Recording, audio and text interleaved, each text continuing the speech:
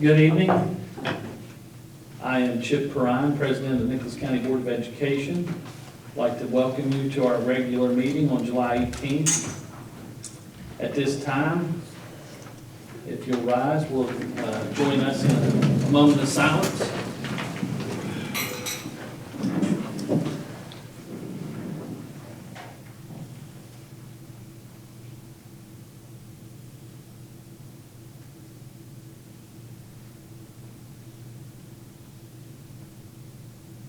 Thank you.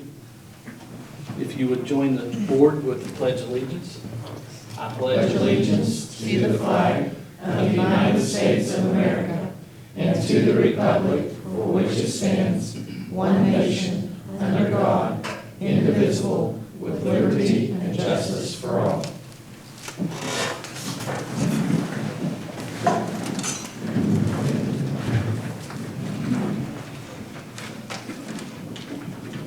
Okay, first item on the agenda this evening, item 3 is approval of the minutes held on July 5th, 2022. Are there any? I did see one thing. At the top of the minutes, members present is wrong. Okay.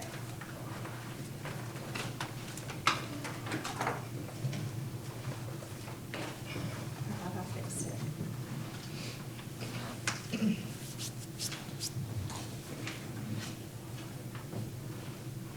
Is that on the, okay, that's on the 5th. Mr. I corrected it after I sent it to you. Oh, okay, okay. Yes, okay. July 5th. Kim. Yeah, she corrected it, but she sent it to us first, so.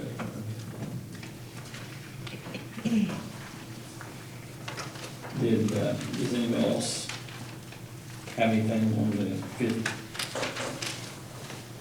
agenda? Minutes.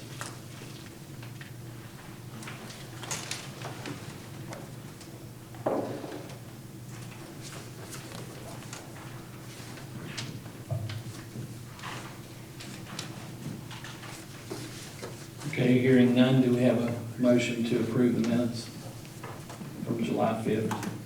So moved. Mr. Penix makes a motion to approve the minutes. Do I have a second? Second.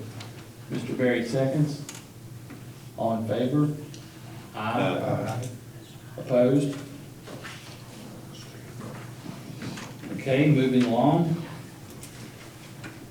Discussion items. And we have Mr. Jason Butcher with us, the SESC Director. At this time, we'll call him up.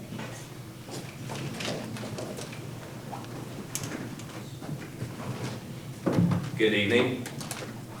I'm familiar with a lot of you, some of you I'm not. So my name is Jason Butcher. I'm the Chief Administrator for the Southern Educational Services Cooperative. And let me connect, all right.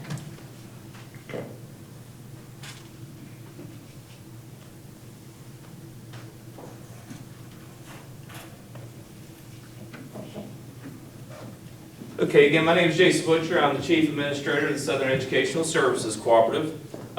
If you're not familiar with what an Educational Services Cooperative is, in 2017, the legislature decided to get rid of RESAs, Regional Educational Service Agencies.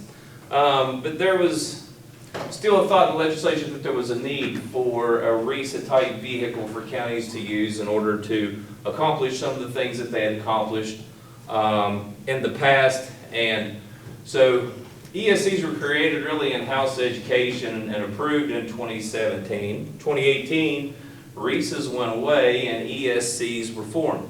Of the 8 RESAs there were, 3 decided to come together and create educational services cooperatives. There's one that used to be RESA 3, which is in Charleston, Cabell County, Lincoln. Then you have RESA 8, which is now EPIC, and they're in the Eastern Panhandle, the 8 Eastern Panhandle counties. And then you have us. And what we had here was a very unique situation where we had RESA 1, which is Raleigh, Mercer, Monroe, Summers, and McDowell and Wyoming. That said, you know, we still need some of these services. How are we going to make sure that we get them? Because at the time there was the question was, are we still going to be able to get these services through the Department of Education? So the RESA 4 counties and the RESA 1 counties got together and actually created their own ESC.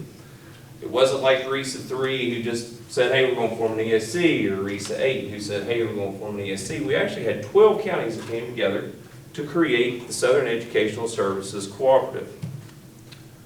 You can see the founding counties, RESA 1 and RESA 4 counties. So basically we have from Braxton County all the way down Route 19 to where it hits 77 east. Those are our 12 counties. And whenever the RESAs were done away with, there was a quadrant system put into place, and it's actually our quadrant is our ESC. So it works out well because you got all these counties, a lot of them have the same socioeconomic challenges, so they're able to work together through me in order to provide certain services, etc., that they were getting from the RESA that they're not able to provide to themselves through the county model. The services that we offer are bus operator training and testing. You have personnel services. And when I say personnel services, this is the SCSC hiring personnel for counties. And these are not personnel that touches students. These personnel are IT techs or your part-time employees. Well, counties can't hire part-time. State Department sends you a grant, $30,000, tells you here's this money to provide a service. Well, you can't hire a person, so you got that $30,000 sitting there, what do you do with it? What normally happens are counties have the SCSC to hire those personnel. This allows them to staff the position that they need to provide the services that they need, and it also helps the county in that these people are not showing up on your certified list. Your certified list, you present it, you're overstaffed, you know how that counts against you at the end of the day. So this is a way for the counties to procure employment services.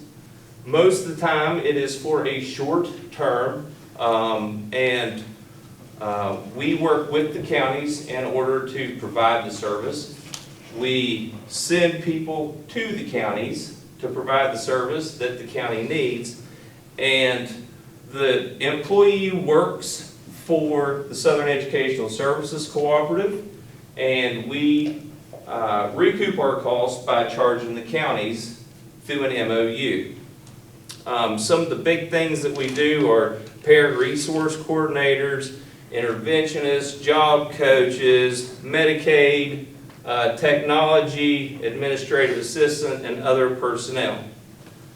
We also provide adult education, public service training, substitute teacher training, alt-cert. We still run the alt-cert program so that counties can help staff when they're faced with the challenges of the teacher shortage. We also have virtual school and virtual staffing. Our virtual school is a win-win for everyone. We provide live instruction 5 days a week for your K-5 students. They're getting 4 quarters and a health. And for your 6 through 12 students, you're getting 4 cores and 2 electives. The price is about half of what you get for the student on state aid funding formula. We also have the virtual staffing piece, which we provide. We pipe teachers in to the classroom, and most of our virtual staffing are areas of need. For instance, Wyoming County went for several years without a certified math teacher in any of their high schools. Well, you can imagine what their test scores look like. For the last 3 years, we have been piping certified teachers into these high schools so that instruction could be provided by someone with the certifications in the area that they're teaching. Our number one staffing that we do is Spanish. We have, as you can imagine, a lack of Spanish teachers, and I think we provide 12 or 14 different Spanish teachers to counties and schools around the state. Contractual services offered, again, virtual staffing. We provide an alternative school platform, virtual school. We have a substitute calling system that we can provide if a county's interested, school messaging, and we also have a contract to help counties with Microsoft Forms and Flow training and programming. Mr. Butcher, just a question. There are 12 counties in our educational cooperative. Yes, sir. Do other counties in the state participate in our? Yes, sir. We actually provide services to 33 different counties, and I think 3 Head Starts and the potential of a 4th one for this year. So we're providing services, well, and that's just contractual services. We are also, we're a state administrator for a cooperative purchasing program, and I think that we have 46 or 47 different counties who are purchasing off of that cooperative purchasing program. So if you're familiar with the RESAs, I guess you could say we're kind of like a RESA. We do not get funding from the state. We don't get funding from the feds. It's a situation where we have to generate our own revenue in order to keep the doors open. And the 6 areas of service that the RESAs used to have to provide by statute, we no longer provide that, which is really nice because before I had this job, I worked for the state board and I had oversight of the RESAs. And I saw a lot of areas where RESAs could have provided additional services. However, they were really, for lack of a better word, they were hamstrung because of the 6 areas of service. By the time they used the staff that they had in place to provide the services the statute said they had to provide, there really wasn't much time or personnel left over to do other things. So one of the good things that happened throughout this process was those 6 areas of service were removed from the ESCs. So now we're able to, we have once a month we have a council meeting. And for instance, at the end of this week, we're doing a big regional training, and we've got Howard Sufer coming in for our new principals. We have a Grow Your Own program that we're working on. And these are all things that the counties could have done themselves, but they said, hey, let's get this together, let's do one big training. So that's just one of the ways that they can use us. Go back a slide and you look, we've got a county who has, we hire Medicaid auditors for them. And the Medicaid auditors basically pay for themselves with the money that they recoup from the Medicaid program. There was no funding source for these Medicaid auditors. There was no room on the professional or service scale for these Medicaid auditors. These Medicaid auditors are leftovers, I'll call them, from RESA 7. So these Medicaid auditors are actually providing services for about 4 different counties, and the only way that they would have been able to have done that, the way they've got it set up, is to run it through an ESC. We're not bound as much by personnel laws like a county is. Like if you want to hire a part-time person, good luck. You can't bring in a part-time person. You can put somebody on an extra duty contract, but you can't hire a part-time person. Other things that you run into is say that the department sends you $500, or they send you $50,000 for a project, and say you've got 1 year to do it. You can't hire someone for 1 year on $50,000 and then send them home the next. I mean, if you tell somebody, yeah, you're going to have this job for a year, we'll see how many applications you get that actually for people that are interested in the job. So what the ESCs are doing is filling a void that was left from the services that were provided to the counties by the RESAs. Buy-in is completely voluntary. But what we have found now, we've been in business now for 4 years. And what I find is there's more and more of these ancillary services that don't really fit in the school or are short-term monies that are coming in. The counties could go buy books and pencils and paper and hope that that training makes it. Or they could actually hire a person to do the things that are necessary or that are tied to the grant. So it comes to the point, it's like, do we put all of our money in books and pencils and paper and hope that we can get our message across, or can we use this money to hire a part-time person and let them go out and spread the word? It's kind of a generic explanation, but that's really what it all boils down to at the end of the day is counties have money. It's not something that's a recurring money. Or maybe they don't fit here or there, so that's when they come to us. Again, none of the people that we hire touch students. We don't have people sitting in classrooms. We don't have those types of services. We don't hire teachers. We don't hire bus drivers. We don't hire custodians. But other services that don't fit in to people that actually go in and touch students, we can provide those services to counties. Alternative certification, we do a lot of alt-cert stuff. You all know what the teacher shortage is like right now. We're running probably 20 teachers a year through our alt-cert program. We just keep putting them out. It's ended up being a good thing for the counties because you're now able to put people into positions where they fit as far whenever alt-cert, it comes to alt-cert. And at the end of the day, the counties have the final say as whether or not this person actually gets their teaching certificate at the end of the program. Something else, alternative schooling. Last time I was here, we talked about alt schooling for a minute. This is a program we use in other counties. You all have a really good setup for your alternative schooling. Nothing that we could provide to you all would ever do the job that you're doing across the way here. But we do have counties who don't have what you've got across the way. So we find ourselves working through our virtual school contract to provide this alternative schooling. And we've got 3 counties, and that's how they run their alternative schooling, is through our virtual school provider.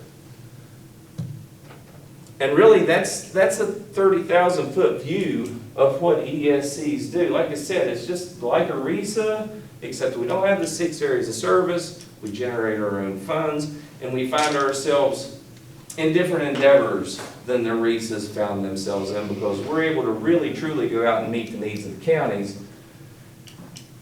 Where the RESAs had 6 areas of service that they had to tend to before they could ever think about providing anything additional.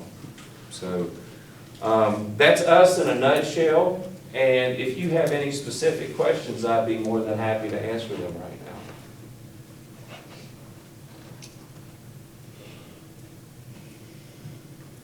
now. You post a job for 5 days like we do? At least 5 working days. Right. Yeah, I go for a full 7. Most of my stuff is post for 7 days or until filled. I'll tell you the last 3 years, the last 2 years, it's been very difficult to find employees. We interviewed a position last week, high-paying job. 4 people applied. One sends me an email 30 minutes before their interview, not interested. I've had some nice paying jobs that sit unfilled for 3 months. Can't find someone to apply for the position. Or they apply, but when you call and ask them to come in for an interview, they're no longer interested. So we post everything for at least 7 calendar days. Sometimes it might go 14, 21, 2 months, 3 months. But yeah, all of our positions are posted. And what we do is we put them on our website and we also put them on Indeed. So like if I were hiring a position for Nicholas County, I would put it on my website. I would go into Indeed, which I don't even want to get into what I had to get into with Indeed for us to be able to post jobs without it costing us $700 a year. But so what I would do for a Nicholas County job is I would designate Summersville as the area.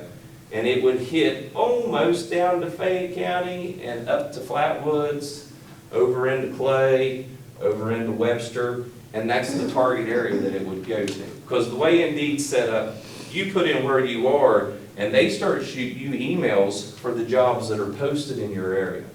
So if anybody has an Indeed account, as soon as I post a job on Indeed and they're in this area, they're going to get an email saying that this job's posted.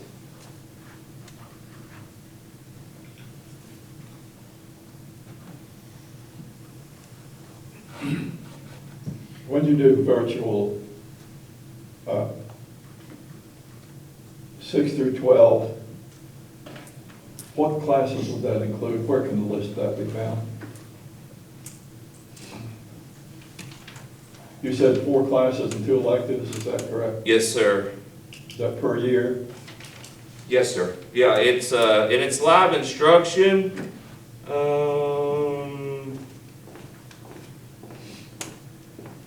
And you specifically mentioned Spanish, correct? Which is normally is one of the electives that they end up taking. So we've got your 4 cores, which is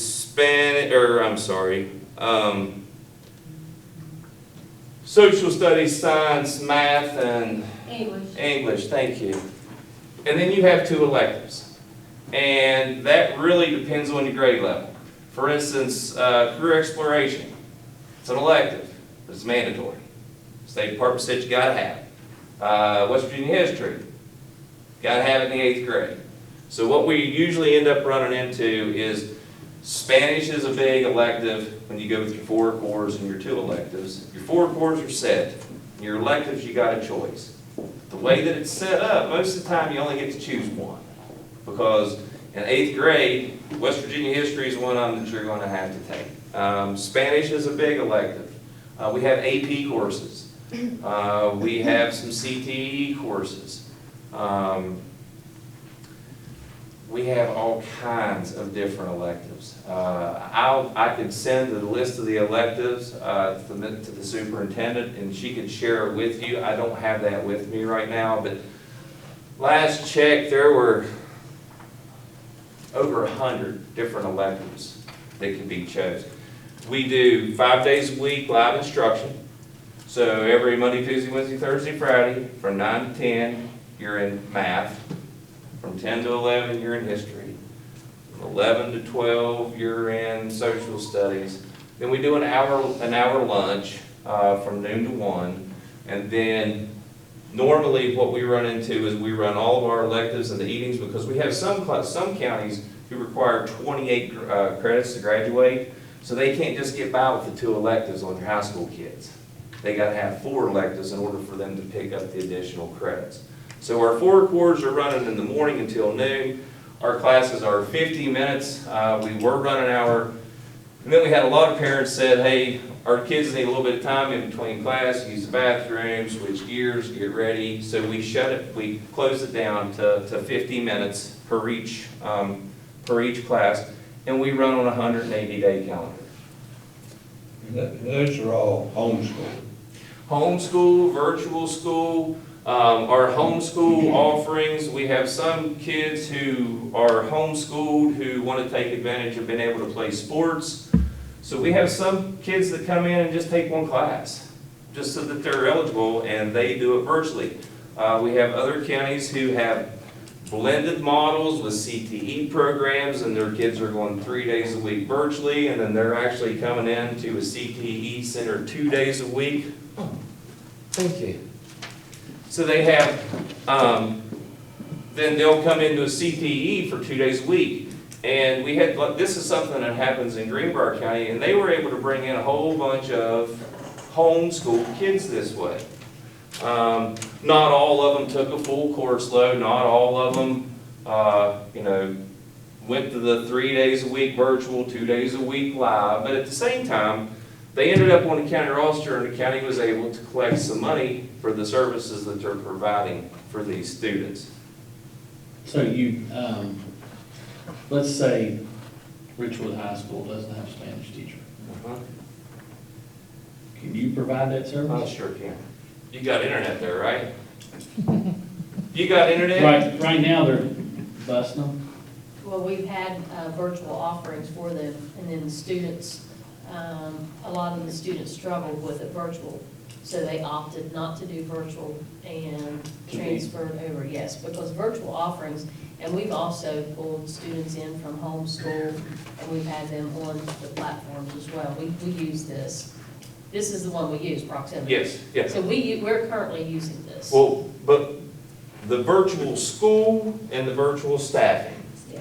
So virtual school where kids not coming, riding your bus and eating your food, they're kids who are sitting at home taking classes. But if you need a Spanish teacher at Richwood High, then we could pipe one in to your classroom for all your kids in seats in the classroom will be able to see this virtual teacher. And we had a county who did this 4 years ago. They were kind of our pilot. And these kids are sitting there with a computer in their face, and most of them have headphones on, so you have to worry about taking care of the classroom management. Well, what this county found was there was no classroom management. Because, you know, like I've got a 13-year-old and a 10-year-old. You put a set of headphones on them and put a computer screen in front of them, and you don't hear from them for hours, right? So, and that's what we run into here. Great success, because you're getting bell-to-bell instruction. And we're able to provide the bell-to-bell instruction, we can pipe it in, and if you need Spanish, you know, that's, for instance, Fayette County, that's all they use us for. We put Spanish teachers all over Fayette County because they can't find them. They give the grades and everything. Yes, yeah. Actually, and the thing is in this scenario, that teacher becomes your teacher, and you can put them on your register of teachers when you turn into the State Department of Education. You can use your state aid funding formula money to pay for that teacher. I think it was the Department of Ed Spanish we were using, wasn't it? We have used it prior to getting Proximity. Okay. But we haven't used Proximity with the Spanish. We have or have not? I had virtual kids on it. Okay, we've got virtual one. But So not the we- staffing. Right, so when I worked with the principal at Ridgewood High School, when we lost the Spanish teacher, I know that there was challenges, and that's the reason. That's the reason that we did not continue doing the virtual. You know, if there's a need to try the proximity with the live teacher online, you know, that wouldn't be a problem for us to do, because we do it with other things for our homebound and our other students. We're currently using it with our students. So it's really not an issue. Anyone that wants it can sign up, because they work through Tammy Gregory, our principal student. So they can take 1, 2, 3, 4, any 6. number. They can take up to 6, and then it starts costing you extra. Who pays and how much does it cost? Who pays? The county pays. It costs you $27.72 a kid for the year. 27, 72. Is that $27? I wish. And then you juxtapose that with what you get from the state for a kid, and then do the subtraction and see what you're getting in return. Yeah. With zero expense. How many ESC pupils do we have in Nicholas County? I'm not sure, 5? maybe more, probably 8 or 9. Very similar, as they requested. It has, as of last year, we had 1, 2, 3, 4, 5, 6, 6. Mhm. In some And- form or fashion. And one of those fell off, so now you've got 5. And we have 3, and we may have 4. We have four, we may have five, I'm not sure. So- 4.5. You got a half timer, so 4.5. But we have multiple, we had COVID cleaners and those were all through the SESC. Yeah. And that was that ended June 30. Yeah, so we had several. Yeah, I wasn't looking at just, custodians. I think it could be a training program too, because when you have a beginning teacher, if they could go through the math program as the students do for one time, Uh-huh. then they would be more prepared to continue that. It's interesting you say that. Because most of these teachers are board certified, national board certified with a master's degree, you can actually use them to mentor. And you can take a teacher who needs mentoring and put them in to monitor the class, because we had one county where our monitor was falling asleep. That's how busy they were taking care of the kids, because the kids were headphoned up and looking at the computer.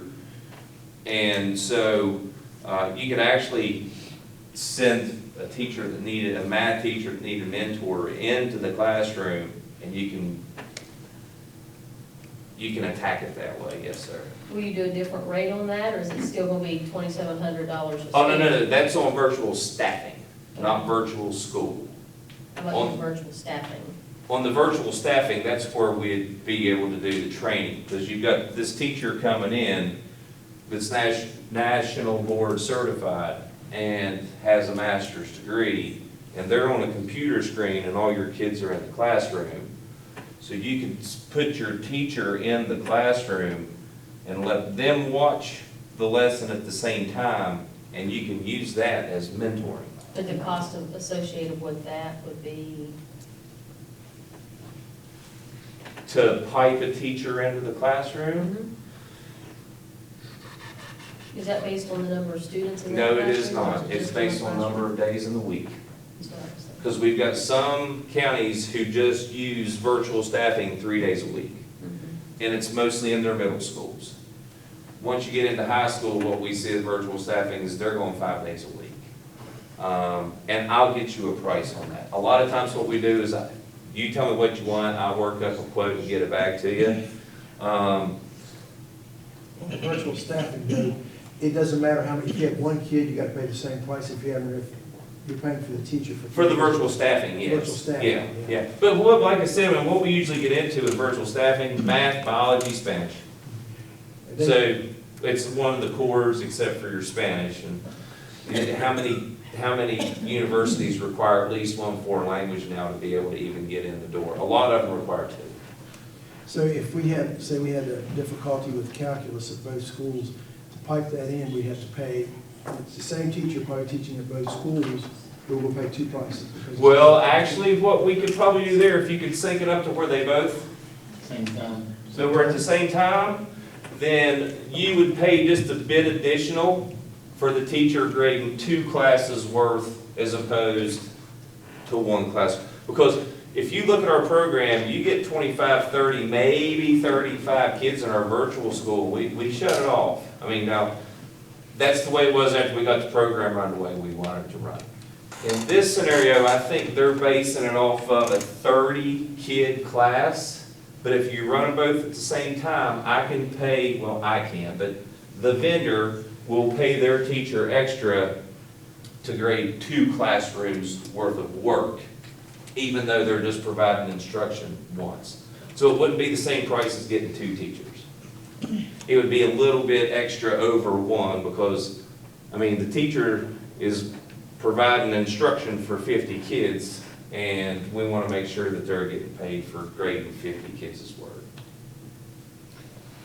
So what you're saying is, and I think I already knew this, but we get credit for those kids Yes, sir. through the state aid. So, It's a win, it's a win. And, you know, here's one other thing I'll say. There are a lot of programs popping up all over the state right now. And there's some virtual charter academies. I know of 3 that have popped up in the last couple of months. they'll take your kid from you and you'll never get them back. And then I have other counties who think that they're gonna choke their kids into going to in-person classroom. And I'll just tell you from experience, it's just as much mom and dad liking this whole setup as it is the kid. Because if your child is in the virtual program through Nicholas County, if y'all decide you want to take off and go to the beach, take off and go. As long as they have internet access, they can sit and take all their classes. Also with our program, excuse me, classroom's going on, 50-minute class of math. I'm in that class, but I had a doctor's appointment. So I'm at my doctor's appointment. Well, whenever I come back, that class, the entire class is recorded and put out on the drive. So if I miss class because I have a doctor's appointment, I'm not going to miss class because I can log in and watch the whole lesson that happened that day. Now, what if you were in that class present? Can you go back? I can still go back, like if I was going to get ready and go for a test. Right. Yeah, I'd just go in and watch it. So we had a couple, I think it was a couple hundred students enrolled because we were pretty proactive in this for the past 3-4 years in trying to get homeschool students, especially during COVID, trying to get these students into these platforms. And we had a number of the students who participated, they were very successful. But we also had a number who did not participate. They did not do the work at all. So then we sent letters requiring them to come back to school, in an attempt to, get these kids educated. So that's been one of our challenges because we've been very active in using the platform. Yeah, and you run into that, we've ran into that in all the counties. Yeah. And counties opened it up and they allowed just about anybody in at one point. And then they ended up seeing, we have no control. But in other instances, we've been able to help kids who weren't performing in the classroom. And without really pointing the finger too hard, a lot of it had to do with bullying. And these kids were pulled out and put into a virtual classroom, and instead of them not doing real well,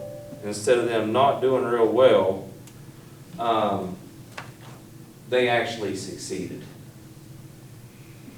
You'll work with private schools also? No, sir. No, it's all public? This is all public, yes, sir. Actually, the way our system's set up is, I buy a classroom, you all buy seats. A county would have a really hard time doing what we do, and there have been several that tried last year and a couple that are trying this year, and last year they failed, and this year they probably will too, and what they're running into is not being able to find those teachers. I'm sorry. Oh, that's okay. I thought.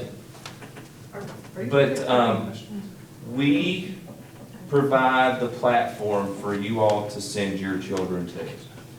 It's our platform, it's your program.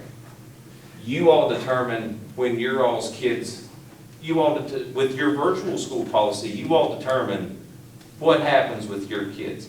How many days a week do they have to come? How many days a week do they have to be present in the classroom? That type of thing. That's all controlled by you all. All we're doing is offering a platform for the counties. The reason most counties don't do this is because I buy a classroom for X number of dollars that I fit 25 to 30 kids in. Nicholas County is never going to have 25 first graders to put into a classroom. You're never going to have 25 11th graders more than likely to put into your own classroom. Our biggest county last year couldn't do this on their own. So the cooperative, back to the cooperative again, if it weren't for the cooperative, this wouldn't even be something that we could offer. Nicholas County, the SESC, all of our other founding counties that participate. We've got 3 counties that participate in this that aren't even founding members of the SESC. That looks like it's going to grow to at least 3 more this year. So what we find are a lot of these counties who have tried to create their own virtual school and it didn't pan out for them, we're at least getting some of their kids. We're working on a deal right now. It looks like we're gonna pick up a county 9 to 12. They've got a K-8 that they've been working on for 2 years, but they can't get that last piece. Another thing that you see, and this is a selling point for you, the county, if you look at these virtual schools, most all of them are K-10. They still haven't figured out how to get that diploma in those kids' hands.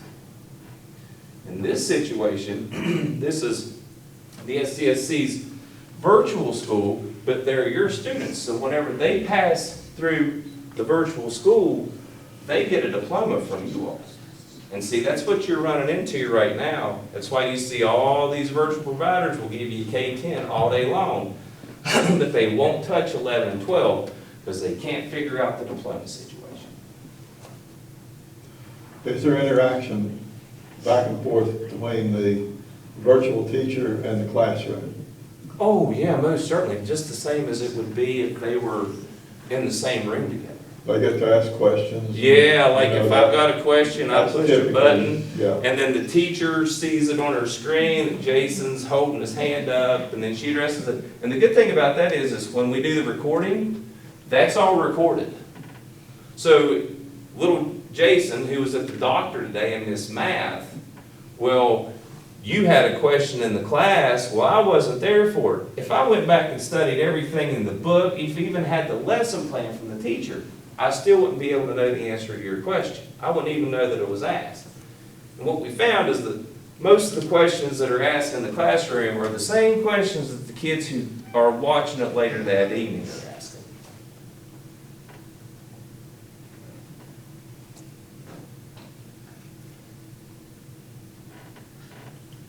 Back to hiring.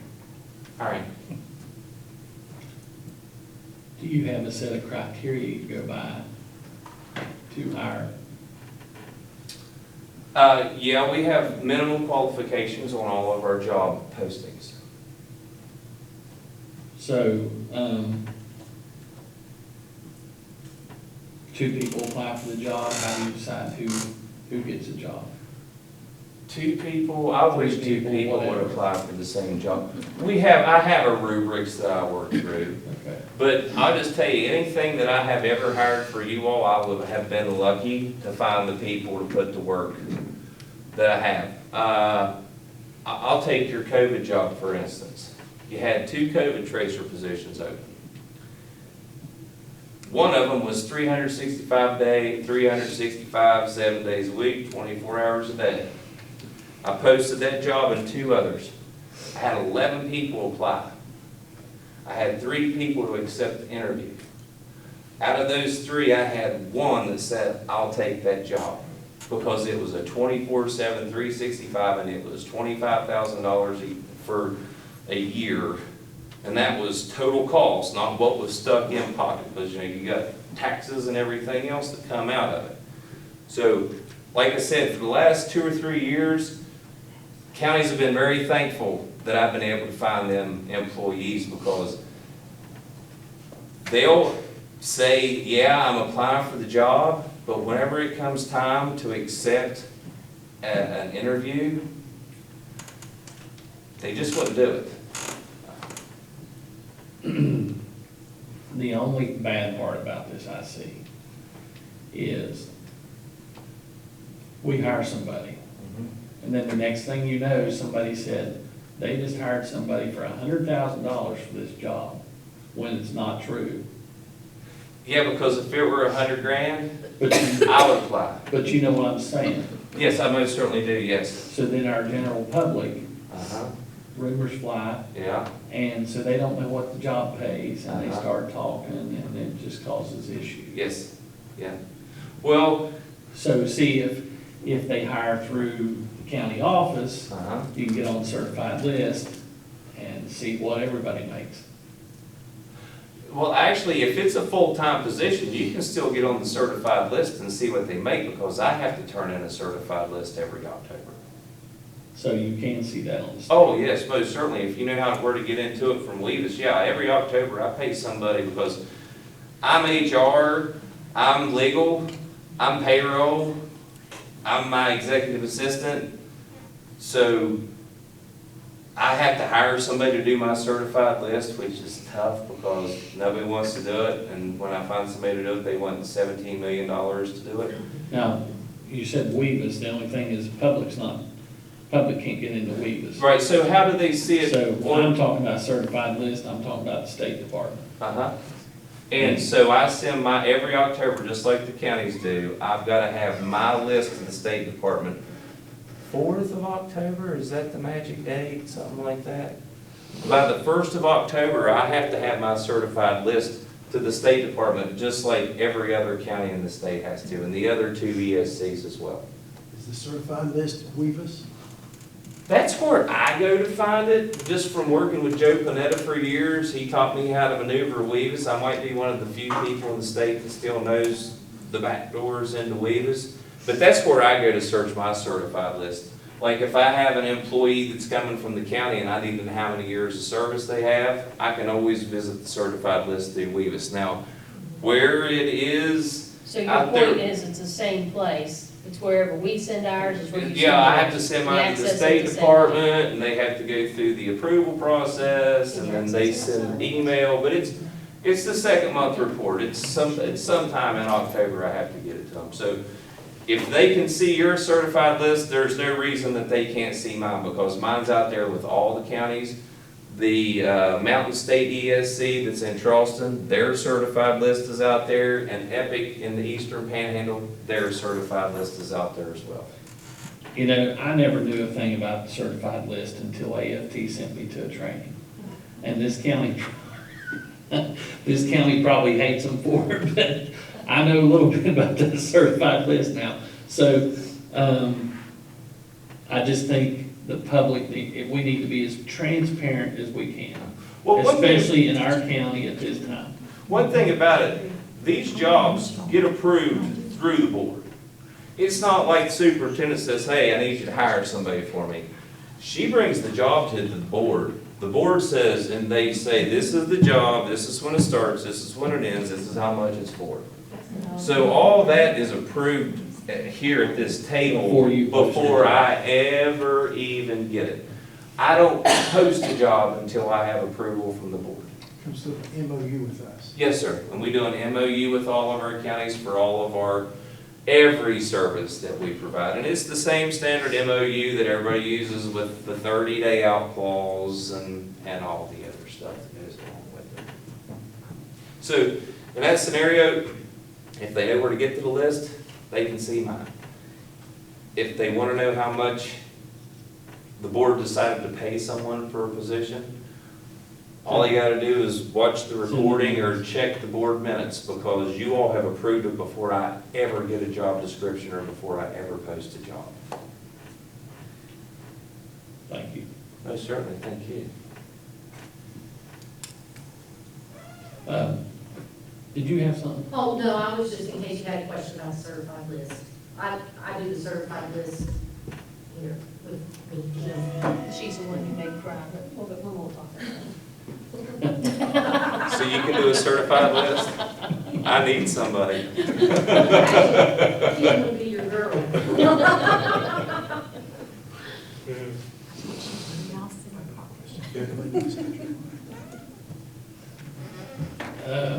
want to do those? You want to do the hand? Mr. Henshaw, you want to, Is there a question? is there a question out there? She wanted to ask a question. Oh, I just had a question. Do you want to do it on the paper or? But if that's what you wish, whatever you want. You, That's a procedure, let's follow it. sorry, I wasn't sure if you wasn't taking them.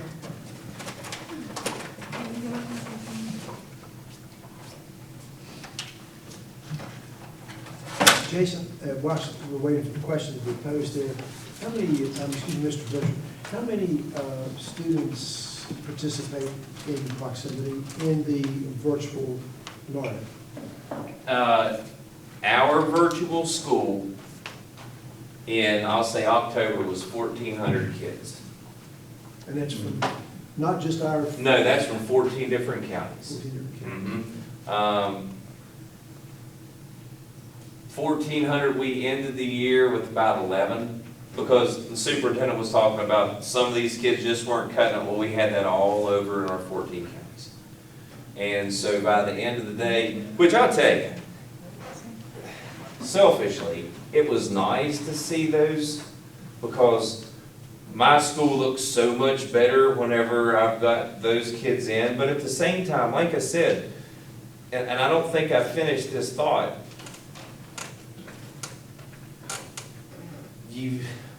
I like to warn counties, don't make it to where it's hard for these kids to get in, because they'll leave. And just about 2 counties up is somewhere where they can go. And then that part that we were talking about a few minutes ago goes with them.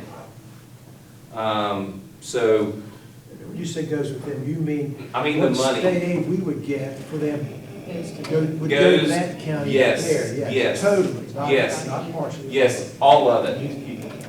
We processed about 8,000 classes last year. 8,000? Yeah. Yeah, you would know, wouldn't you?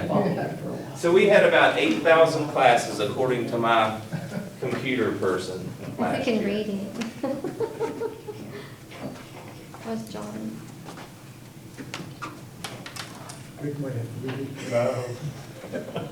This is a good question. If you have a special needs student in your proximity class who has an IEP, would those accommodations be followed? That Absolutely. is something that we. They are. Yeah, I was gonna say, that's something we get into. Really, I think, would you agree that as long as it's not severe and profound, we can pretty much accommodate? Unless it's something where they say, where the IEP says you gotta have paper and pencil, because we don't do paper and pencil. And that's something we actually ran into with a couple of kids last year. They wanted us to print all these lesson plans, or all these lessons out and put them on paper and ship them to them. Well, the way this works is you get these assignments, well, they're due on Friday. And, well, by the time we shipped the stuff to the young lady who needed it, her time was up. So we had to get our teachers to extend the date, but as long, do you think that's a fair assessment? As long as it's not some Our county accommodation? had several students that had IEPs or 504s, and Christy and Lydia sent the snapshot of the modifications that needed to be made to a central file where only the teacher could see it. It was very FERPA related. So the teachers had that information. I had some kids do very well with IEPs through proximity this year. But yes, they definitely meet their IEP requirements, or 504 requirements. We've even hired tutors to help kids on the side. Yes. We've gone way beyond. They always provide the accommodations. It's that additional special education time that we had to hire some tutors for if students needed that to be successful. We've done. We did have to pay for Or those, this because board. you all couldn't offer, proximity didn't offer that piece of it. If you had 300 minutes a week of ELA, that part wasn't. But the accommodations, they were very accommodating as far as that goes. Okay, instead of sending, you were talking about sending them hard copies, is that right? Yeah, that was an accommodation that one of our students had last year, and we couldn't do it. So what ended up happening was, this young lady ended up going back to her physician. The physician changed that as an accommodation. It came back to the county. It got changed at the county level. We no longer had an accommodation of sending paper and pencil to this young lady, and she continued in on the program. There's times I've seen where these teachers that are hired for this go above and beyond, because they work really above and beyond to help this young lady, and this was her last place to go, because the classroom just wasn't cutting it.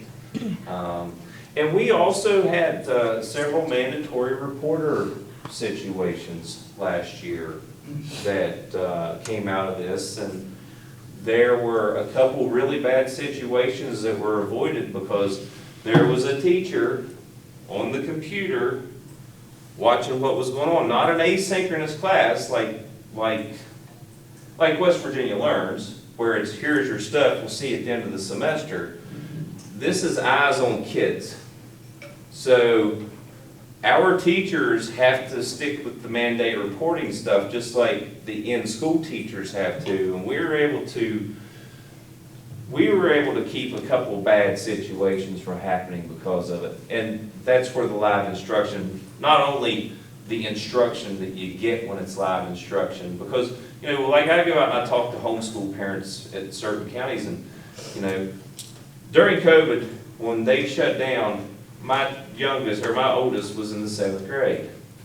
Luckily, I was pretty good in math, but they teach it so much differently than I did when I was a kid. So luckily, I've got a pretty sharp son who was able to say, I'm like, show me how they taught you to do this. And then he shows me, I'm like, oh, okay, I see how, and I was able to help him. But how many parents aren't able to do that, right? So, and if you have a virtual program that's asynchronous and you turn these kids loose, you don't know what they're getting. Did mom and dad teach them? Did they teach themselves? They're in the 10th grade and this virtual program just goes to the 10th grade. Well, you know where the next stop is, don't you? Nicholas County. And now you've got kids who've been teaching themselves for 3 years through middle school. Now they're in your high school.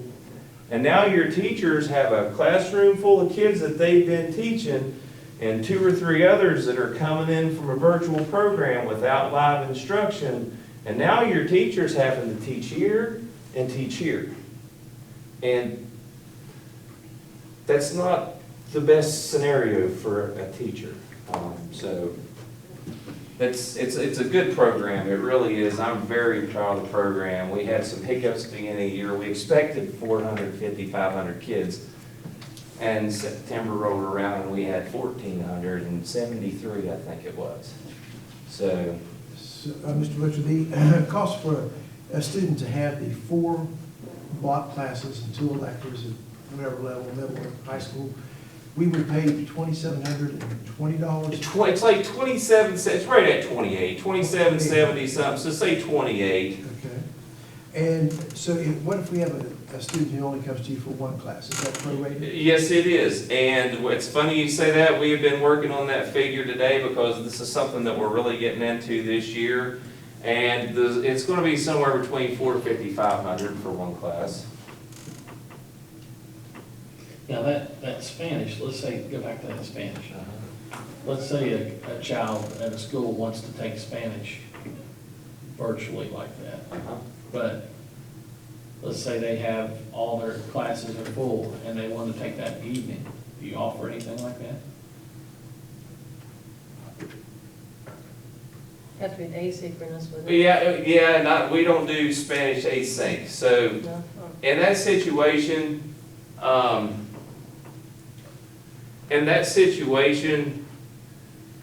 if they were in school all day and then wanting to take Spanish afterward, I think I have a 4 o'clock Spanish class. So if they made it home at 4 o'clock, they could take the class. But it's the live instruction piece. I live and die by it. I believe in it. I don't believe in asynchronous classes. I just don't. I've seen both sides of it. And do you want your kid teaching themselves, or are you teaching them, or do you want a certified teacher doing the instruction? So in that situation, if you've got a need at Ridgewood High School for Spanish, I would suggest just piping the teacher in through the virtual staffing, not the virtual school.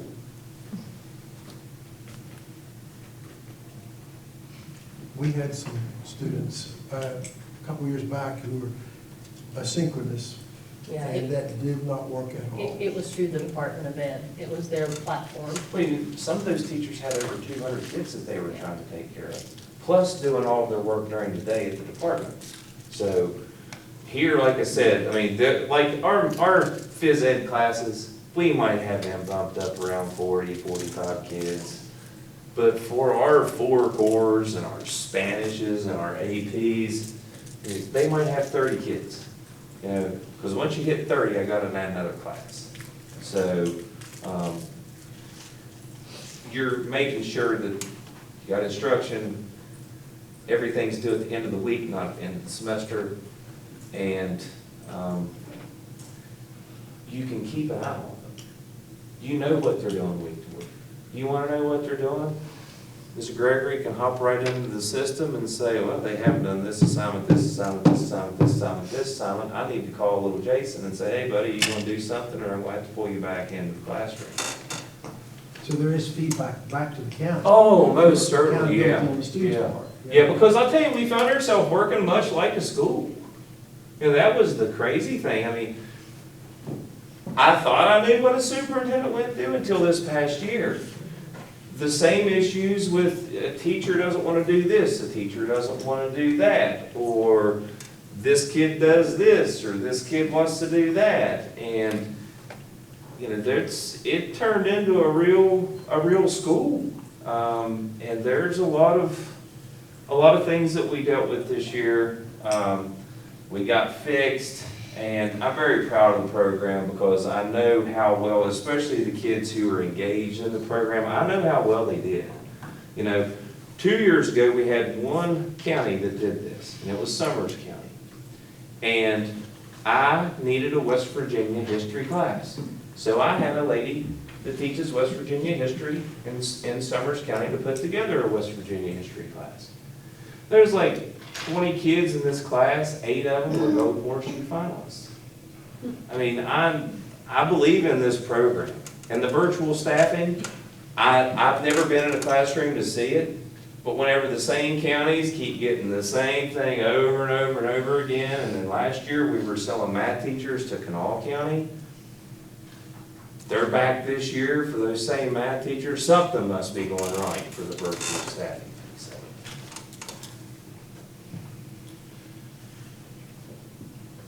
Any other questions or comments? Everything, and I know this goes without even asking, but everything, of course, follows the state curriculum, the state requirements. Oh, yes, everything is lined up with the West Virginia standards, yes, sir. And personally, I know I've observed over this past year, you didn't just farm this out to somebody else. You were personally involved as the executive director of the organization in making this program successful. You worked through all the bumps and the whole year. Hey, I'd like to do this, but I've got one of my staff that I couldn't do without him. And at the end of the day, this program rests on the Tammy Gregories that are sitting out there in the county. I don't go in every day to see what her kids are doing. She can. And this program and the success of the program relies just as much on the Tammy Gregories as it does anybody else that's involved in it. And you can tell the counties who didn't hire good facilitators because it was problem after problem after problem after problem. And it was always 2 weeks before the end of the 9 weeks. Never had that here. So at the end of the day, the success of this, we've got good teachers. We've got some of the best programming that you're ever going to find. But at the end of the day, it takes people like her in order to make this tick because it's not my virtual school. At the end of the day, this is Nicholas County's virtual school. And this is Berkshire County's virtual school. And this is Lewis County's virtual school. And this is any other county that uses us. This is their virtual school. This is the way that counties were able to keep charter schools from coming in. Because this is your charter school. And you were able to keep your students because of it.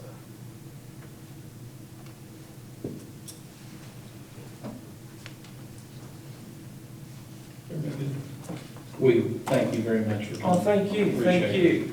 I'd love to say some Spanish teachers.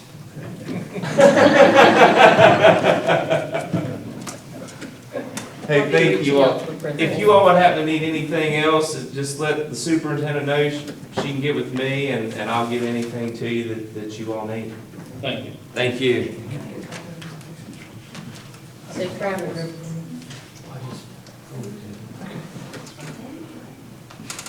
Okay, next on the agenda is under discussion items B, update on federal funding programs with Dr. Sarah Lee and Ms. Tammy Gregory.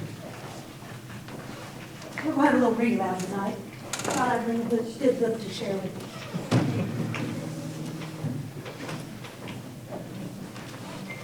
Are you hooking me up there, Chris? Man, And the last time some of the folks did that, they weren't joking. They had us in the floor doing push-ups. I had a hole in my sock, and everyone had to make fun of me. I didn't know I was gonna take my shoes off. So you never know what they may You do. just never know what we're up to. Mm-mm. It's a true story. I'm not original. It's okay.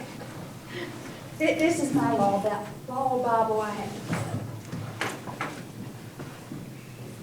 While he's bringing that up, you'll see, I'm giving you the bird's eye view of all of the requirements that come with title accountability. And I've tried to make it as succinct and short as possible so that you know kind of what we're dealing with when we start bringing to you things, especially over the next couple months, like contracts and purchase orders and those types of things. You know why and what and how as we go through. Keyboard work.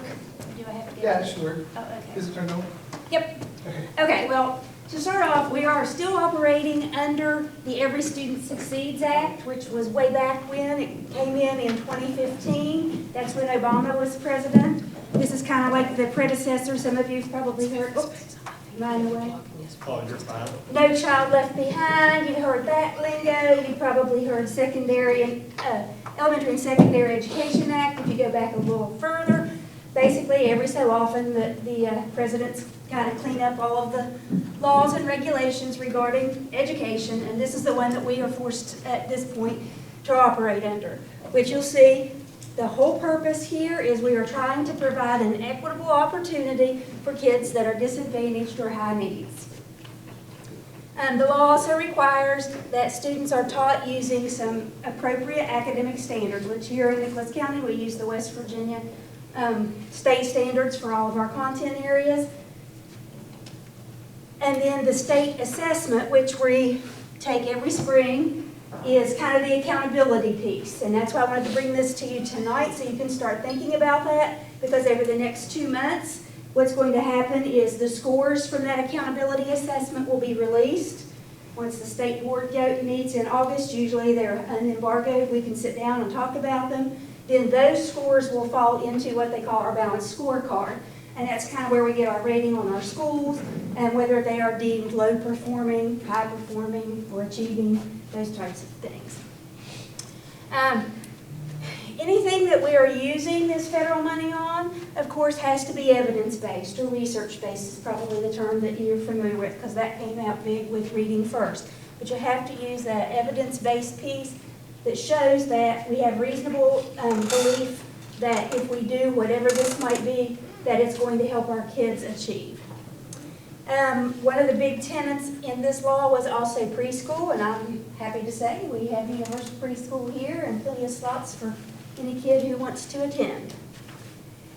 And once again, it also sets the expectations into what happens if you are one of the lowest performing schools.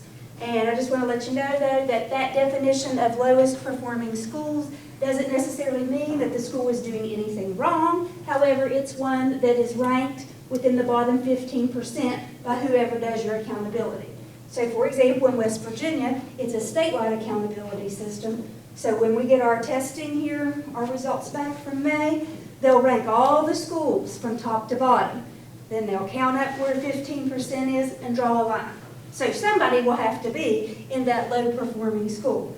At this point, we've not had a school in many years that have shown up below that line. With COVID happening, who knows what's going to happen. But the new list will be released this fall. Okay, Does that only, Oh, yeah. excuse me, Dr. Lee, does that only deal with Title I schools, or is it all schools? You said all schools a moment ago, but even if the school's not Title I, they can be in that area. They could be. Okay. And the criteria is a little different for high schools because they're looking at graduation rate more so than achievement. But with your K-8, they're looking heavily at the ELA, math, and then when they kick that into the balanced scorecard, they also look at behavior, attendance, earning credits towards graduation, and one more. Oh, CTE. Just one further question on that. Are all of our elementaries Title I? Not all. This year, we're going to have 6 of the 9. Okay. Okay. is where we are. Any of our secondary schools? No, not at this point. Okay, we've got two kinds of funding that typically come through with federal funds. And you'll see here, we have a great big old list. Okay, Title I is the biggest. It's over $1 million that we get. But because it's great funds, it comes with great strings and a lot of guidance. Okay? It is, of course, to be focused upon our most disadvantaged, and that's what he was just asking, how many schools. Basically what happens is they rank our schools by low socioeconomic status. You start doling out the funds until you run out, basically is what happens. There are certain things that you are required to spend money on when it's Title I, such as parent engagement. There are certain percentages you have to use it on. You also have to go back to that research-based and evidence-based piece. And it also goes back to that accountability and scorecard rating. So we look at the data from our scorecard, we look at our data from our testing, then you start looking into those research-based programs and those types of things. It all flows together. One piece kicks into the other. Okay? That one is a majority of our time and money. Title II is supporting effective instruction, which really focuses a lot on professional development. This is one that's spent on adults. You can think of this one kind of as being spent on kids. This one is a fraction of Title I. Okay, you're looking at maybe $200,000 compared to the $1 million that we get for kids. Okay, much smaller amount. Title III is a very, very, very little amount, like $150 worth, but that is for English language learners. Title IV is another one that's a little amount of money, but it has a few more restrictions. Whoops, went too far, got too close. It's all about student support and academic enhancement or enrichment. There are certain percentages though. So for example, we have 40% of it that has to be spent on making a well-rounded student. So this is kind of a lot of what people think of as sometimes we provide field trips, sometimes we provide incentives, experiences within the arts, like when we've had published authors come in and work with kids. One year we had the Greenbrier Traveling Artists come in and do some arts with elementary kids in the school. That's kind of where those funds come from. Okay, only up to 15% can be used for anything technology related. The rest of it's going to be experience-based. And then the last one is Title V, which we have not gotten notification for next year, although we will expect it. Apparently it's going to be one that comes in a little bit later. But it's probably the least restrictive because the whole purpose of it is to help provide equity across our district because we are rural and low income, and it's to help our schools that may not be Title I. But it is a much smaller fraction than Title I. So as many schools as we can make Title I helps us because then we have a little bit of money left to help with other programs. A lot of times this ends up paying professional development, some stipends for teachers that work at schools that are not Title I and they need training or have parent nights. A lot of times that's where Title V kicks in to help us. Okay? The interesting part about this is while we have all these guidelines and strings that come with these funds, at the end of that funding year, it's kind of a use it or lose it type thing. There's a minimal amount, like the Title I, there's 15% that you can carry over to the next year. But if you don't spend it, it goes back to Charleston. And whatever percent you send back to Charleston, you are docked that much in the future years. So my goal is we don't send anything back to Charleston because our teachers and our kids can benefit from it. So I'm always looking for the best ways that meets all the criteria, that's still evidence-based or research-based, but to get our teachers what it is that they request, what they need, and what our kids need. So be ready because the next couple meetings I will be asking you for contracts for things, and that's why I've got to get spent down by September 30th. The one piece that you probably do need to know for that is all of this funding here is based on this student enrollment piece, okay? This is money that follows the child. So for example, in the next few meetings, you're probably going to see some contracts and things, for example, with a private school that we partner with. Okay? Private schools have the option to participate in these programs. The money still comes to us, but then that money or those services that we provide with that money follows the child. So for example, we've historically covered the cost of the copy machine at New Life Christian. So you'll see something coming through that says, copier for New Life Christian. That's coming out of their funding for those children that would be in our district but have elected to go there. Now, the new piece for this year is if any of our students go with the public charter schools that Mr. Butcher had mentioned, that money, we will be writing a check back to Charleston because that money will follow those kids. Okay?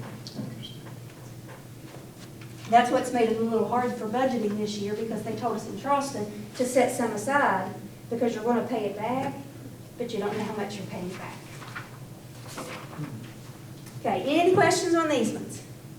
The Title IV is used more in the summer programs, like Sometimes it's field trips even during the school year. Like, for example, we've had one school request they'd like to take their kids to a theater production with Shakespeare. So money for tickets or transportation will come out of that fund. Just sometimes a program may use Title I and Title IV. It could. Yeah, mixed. The biggest caveat with this money is there's a clause called supplements, lots of plan. We're going to talk about that in just a little bit. We also have some opportunities that are competitive funding. So for example, there's some federal money that comes down, it's given to the state as one big lump, and the state has to divide it up. And the directors here, if we're interested in that money, have to write that grant. The first one is Title IV Part B, which is what we know as 21st Century Grants, or you might have heard of the After School Program Grant. Okay? We actually served 4 of our schools with this funding. We received as the grant holder recently a new grant to serve as Birch River and Cherry River with after-school programs. And then last year we partnered with Save the Children, and they wrote one on our behalf to provide after-school programming for Summersville Elementary and Valley River Elementary. And Tammy, I'm going to let you talk about McKinney-Vento. McKinney-Vento is another grant that I write one every 3 years, and we've gotten it every year, mostly due because we have a shelter in the county. I wrote another one last year to get some extra money to do some tutoring at the Falta shelter specifically. The Falta shelter was under quarantine so many times this year, so they had kids that couldn't stay for the after-school programming at Nicholas County High School. So when they were COVID clear and out from under quarantine, a lot of I did have 2 tutors that were there every week when they were open. This past year we had,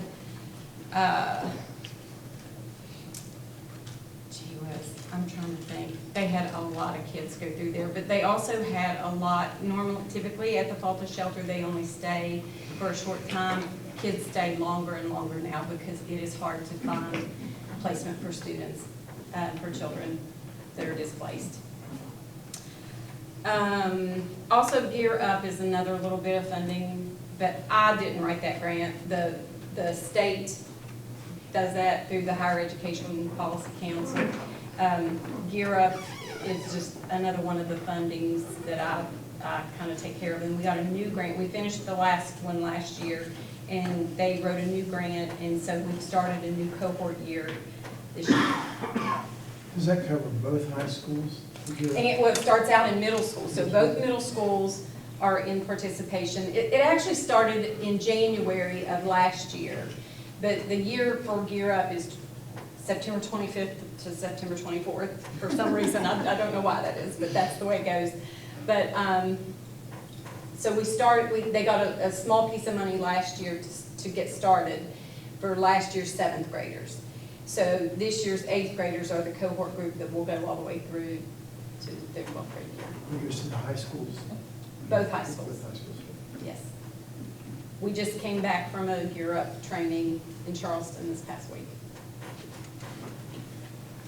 Dr. Lee, before you go on, a moment ago you talked about low-performing schools that are identified. And they're going to identify some here in the next few weeks. We don't know the outcome on that. But those are only identified, what, every 3 years? Yeah, about every 3 years. We're kind of off cycle because of COVID, where we had a year that we didn't test and all that craziness. But So- typically, it's every 3 years, and in the schools that are below that line, depending on where they rank, they get additional funding. And of course, with additional funding, there's additional expectations. Right. We heard a lot about that this weekend from Department of Accountability. I mean, the Division of Accountability at the department. So, but they're identified every 3 years, and they run through a cycle to improve that group, and they don't identify another set in 3 years. Okay. And the guiding premise with federal money is, I refer to it as enhance, not supplant, but at Charleston, you'll hear them say supplement, not supplant. Because if you think about it, education as an ice cream party, that's kind of my analogy. If we're going to have an ice cream party, okay, the things you would have to have would be ice cream, bowl, and a spoon. Okay?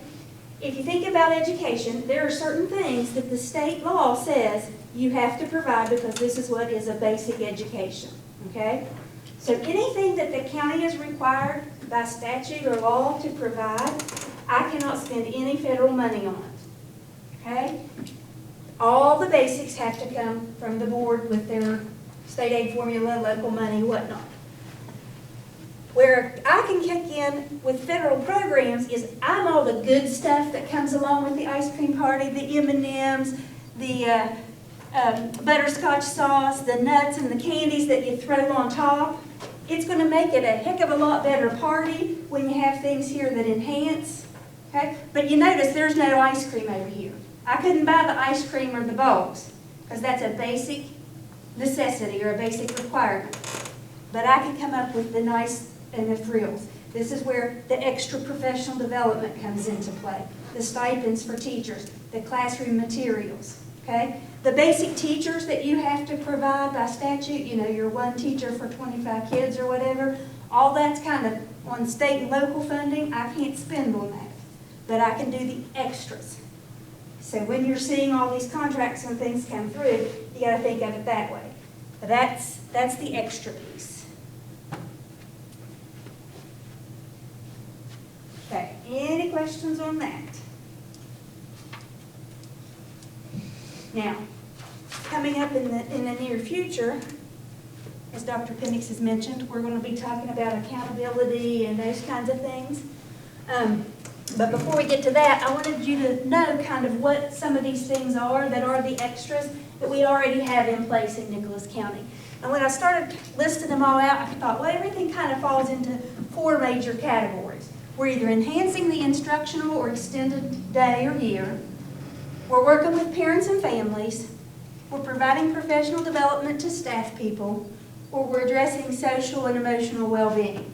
So you see there's a huge list here.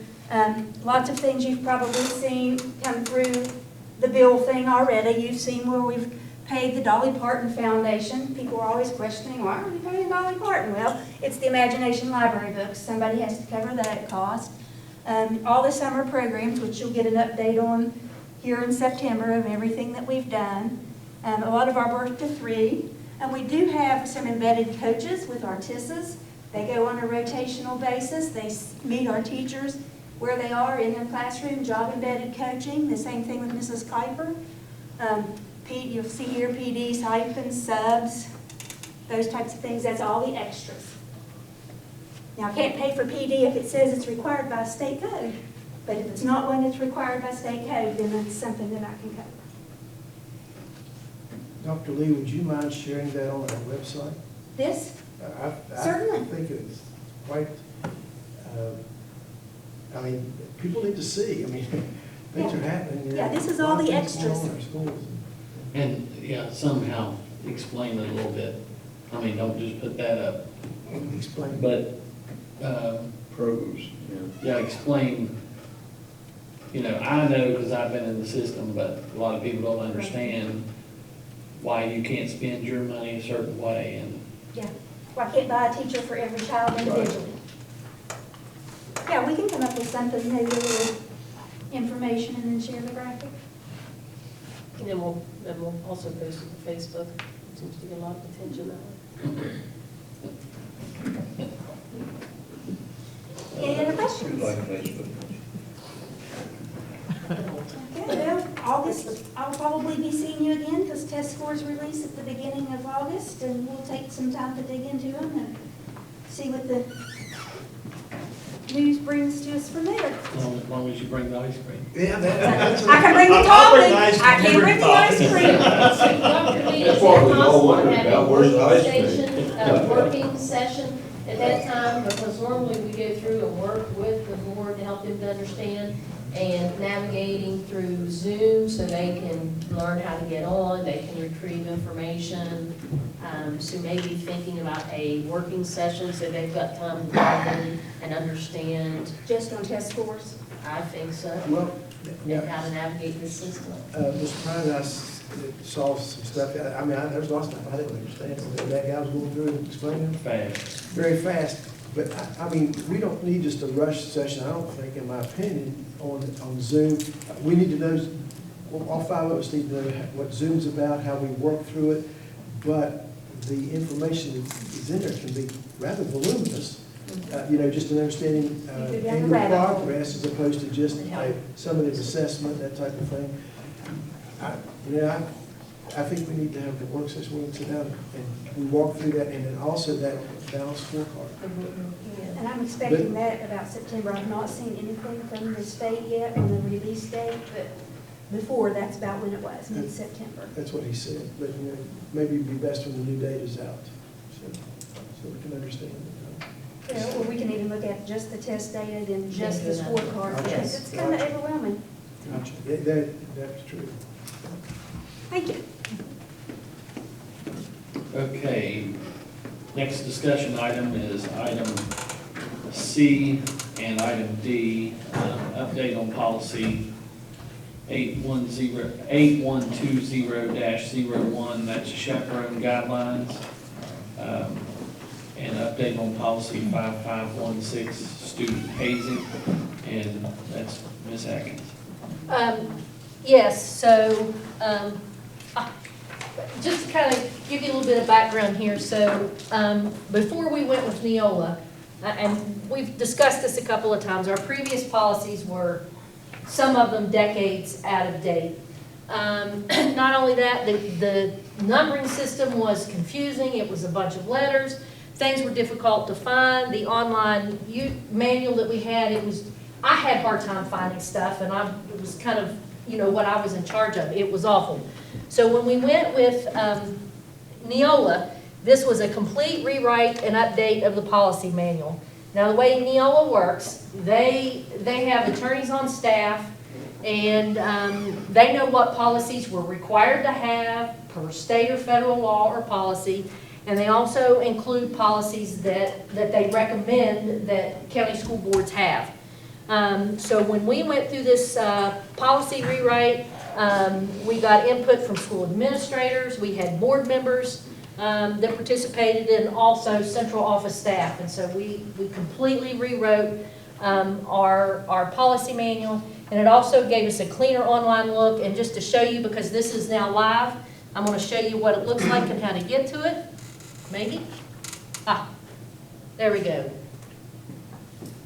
So if you log on to our website, now this bar will look different depending on it's all going to be green, but how much is across the top is just going to depend on your device. But if you go down here and you pick policies, and right there takes you to our new board policy page, and it's all on one location. So here's the link to where to get the actual policy manual with some instructions, and I'll show you how to do that in a minute, plus also the policies that are on comment. Now, right now, we've got all these policies on comment. We normally don't have this many policies on comment. They're things we've got, Neola in effect as an emergency rule, and these are still on public comment. So whenever I bring these back to you on August 1st, I'll have any comments if there are any. But to get to the actual policy manual right now, you're just going to click this link right here. And then you will click this policy button. And right here's our policy manual. So then if you want to look, so for instance, like the policy that we're looking at now is on our chaperone policy. It's under operations. I can pull it up right there. And right there it is. And it pops right up there. For them to see that, it's a much cleaner look. Now, what I like about Neola, if I go, let's just look here, because I know these are,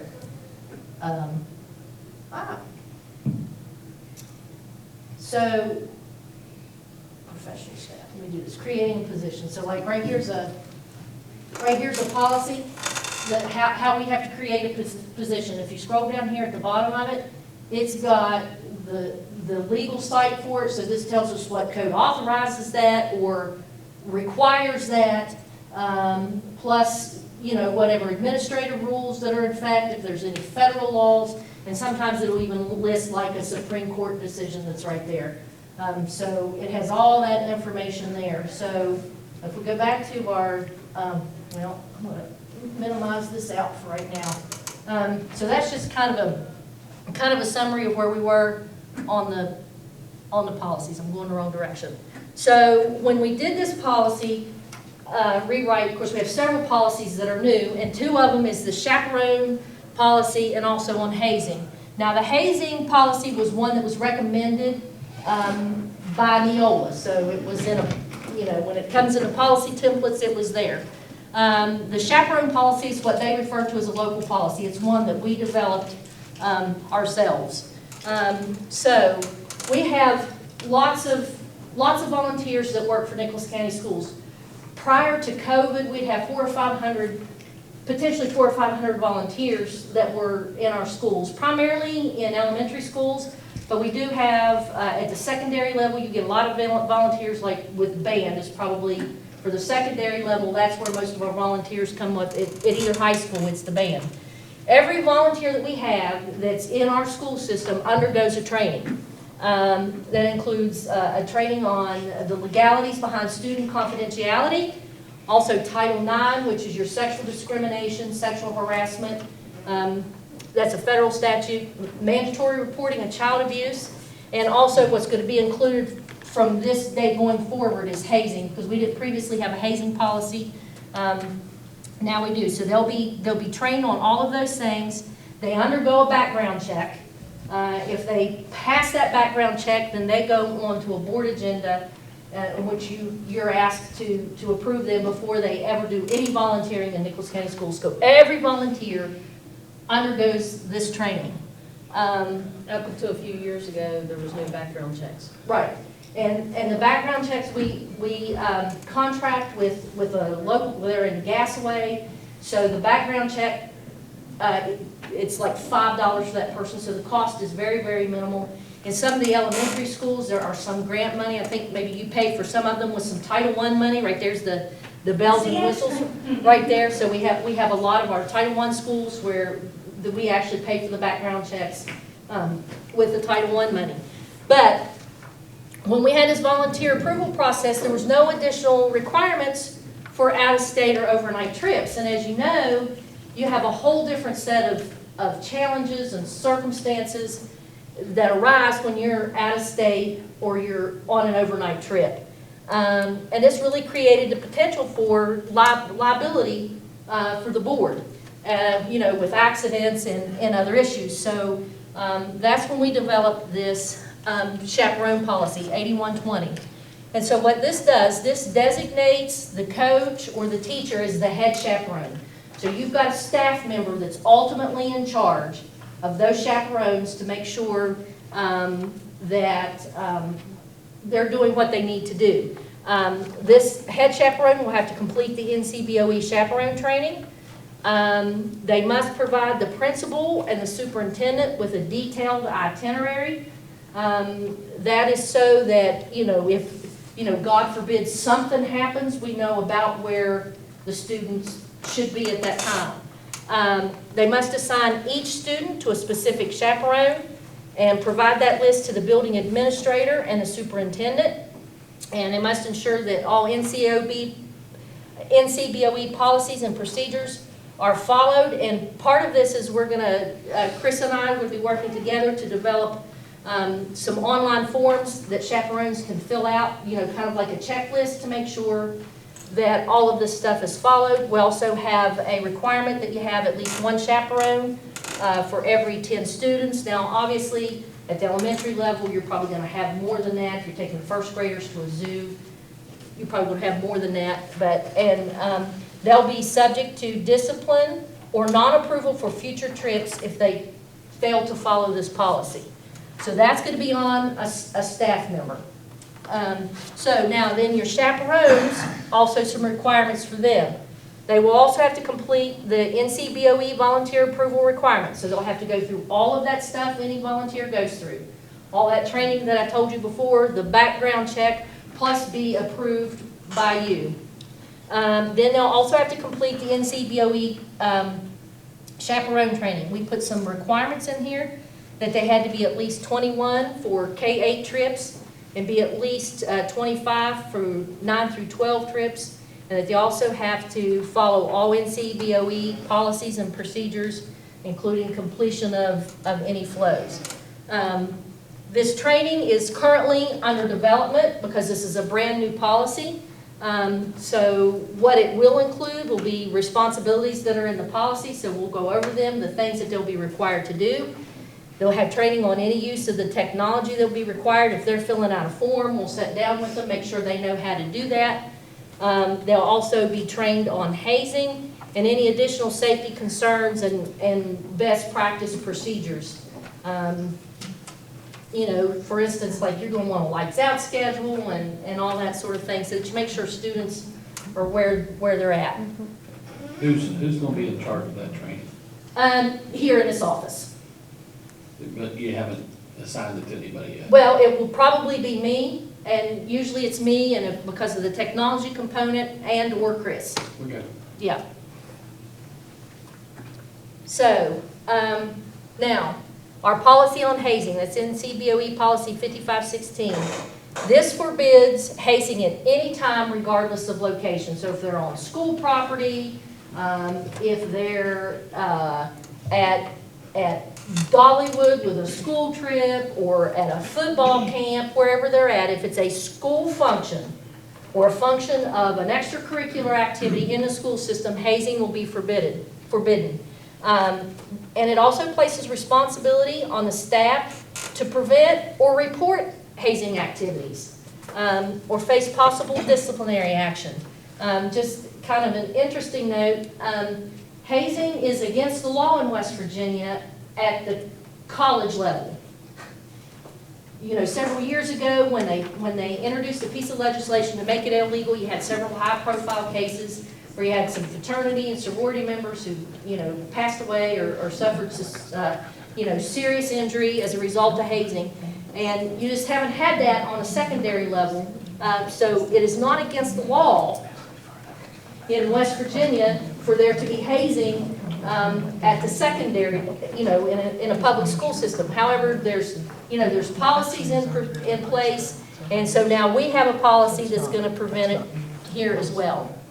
So we define hazing, and hazing means to cause any action or situation which recklessly or intentionally endangers the mental or physical health or safety of another person or persons, to destroy or remove policy or private property for the purpose of initiation or admission into or affiliation with, or as a condition for continued membership in any activity or organization, including both co-curricular and extracurricular. I did not write this. This was Neola's definitions.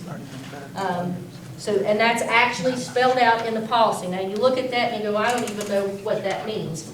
And that is a lot of lawyerese there that I think makes it hard to understand. But if you go research things that have been labeled as hazing, and I kind of made a list. This is not an exhaustive list, but it kind of gives you the idea. And these would be the things that we'd be going over with anybody who wanted to be a chaperone.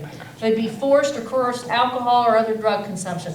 That's were those high-profile cases that you had at colleges and universities where people died of alcohol poisoning because they were required to drink a certain level of alcohol. Beating, paddling, or other forms of assault, branding, forced or coerced ingestion of vile substances or concoctions, like, they put some, bucket of goo and it's pig brains or whatever, and they make you eat that, or swallow goldfish. Burning, water intoxication, I'm not even sure exactly what that is, unless they just make you drink so much water it makes yourself sick. Would also be expecting abuse or mistreatment of animals, public nudity, expecting illegal activity, bondage, abductions, kidnapping, exposure to cold or extreme heat without appropriate protection, verbal abuse, threats or implied threats, asking new members to wear embarrassing or humiliating attire. In other words, you can't make them wear a superhero costume and go dashing through Walmart saying, "I'm Flash." Stunt or skit nights with degrading, crude, or humiliating acts. This would be, something that the student would find degrading or humiliating, or that other students in the audience may find degrading or humiliating. Sleep deprivation, expecting new members, rookies, to perform personal service to other members, such as carrying books, errands, cooking, cleaning, etc. Sexual simulations, expecting new members or rookies to be deprived of maintaining a normal schedule of bodily cleanliness, be expected to harass others, deception, assigning demerits, silence periods with implied threats for violation, deprivation of privileges granted to other members, requiring new members or rookies to perform duties not assigned to other members, socially isolating new members or rookies, lineups and drills, tests on meaningless information, name calling, requiring new members or rookies to refer to other members with titles of respect, while they themselves are identified with demeaning terms, and expecting certain items to always be in one's possession, like a pledge book or something like that. So those are the kind of things that would be considered hazing. So do you have any questions? You said we don't have a law in the state for high school level. Correct. But we do have a law against bullying. Well, you have policy 4373, and some of that could fall under this for sure. But now we're covered because we have a policy. So you got both of them now? So now we got both of them. Okay. Didn't we already approve this hazing on 5500? Yes. So this would be. Does that mean that they couldn't make me wear the beanie when I was a freshman at WVU? Well, yes. Yeah. So what our sports teams need to realize that if they're going for a football game, going for a basketball game, that's a field trip, correct? Correct. Okay. Correct. And Now the band and then.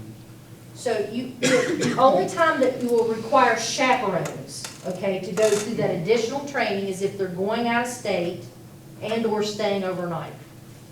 So if you're just going to a band competition at Ripley, for example, you can just use volunteers and you don't have this extra layer on it. Now, the hazing's always going to apply no matter what. Right. Yeah.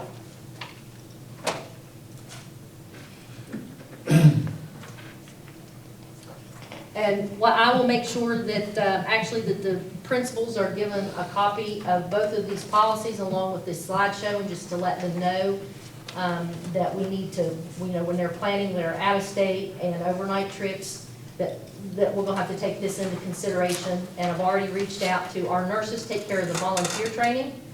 So I've already reached out to them to make sure we get this hazing included in the volunteer training. Back to that volunteer training. I remember them taking up money from volunteers to pay $5 a piece. Yeah.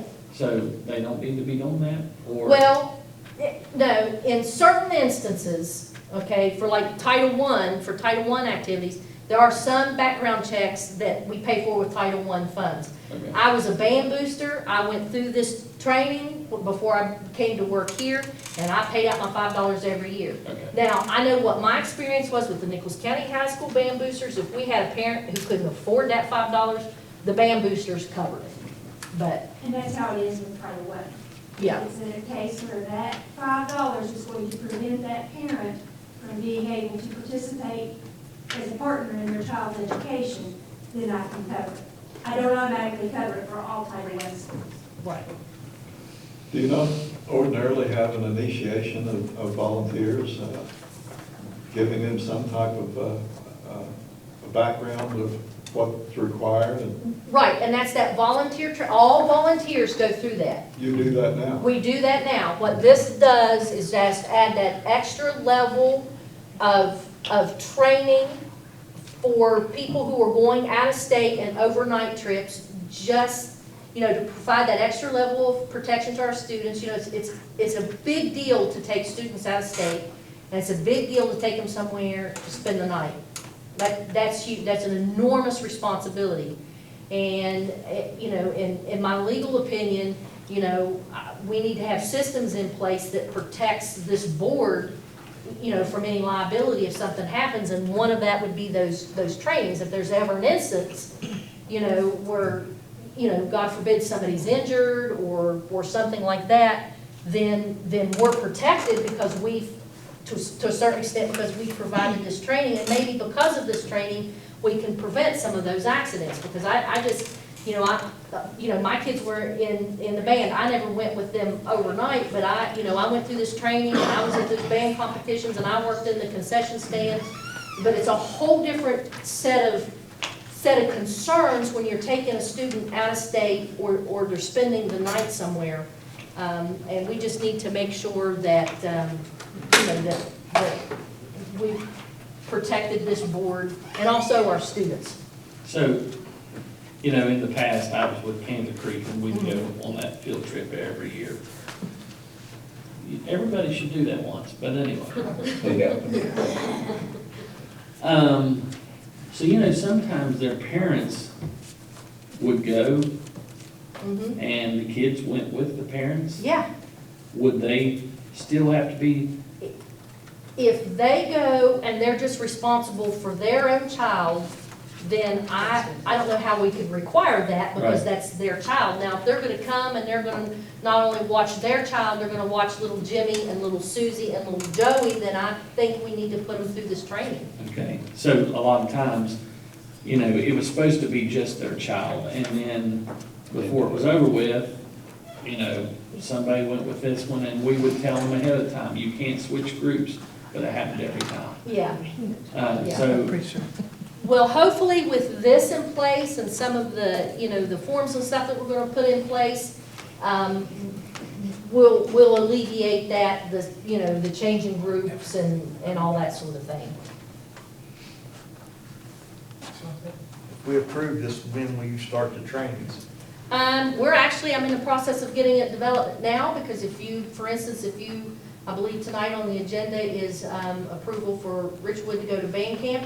We'll have to get it in place so that we can get those volunteers and chaperones trained before they take off for band camp. So this will be quickly.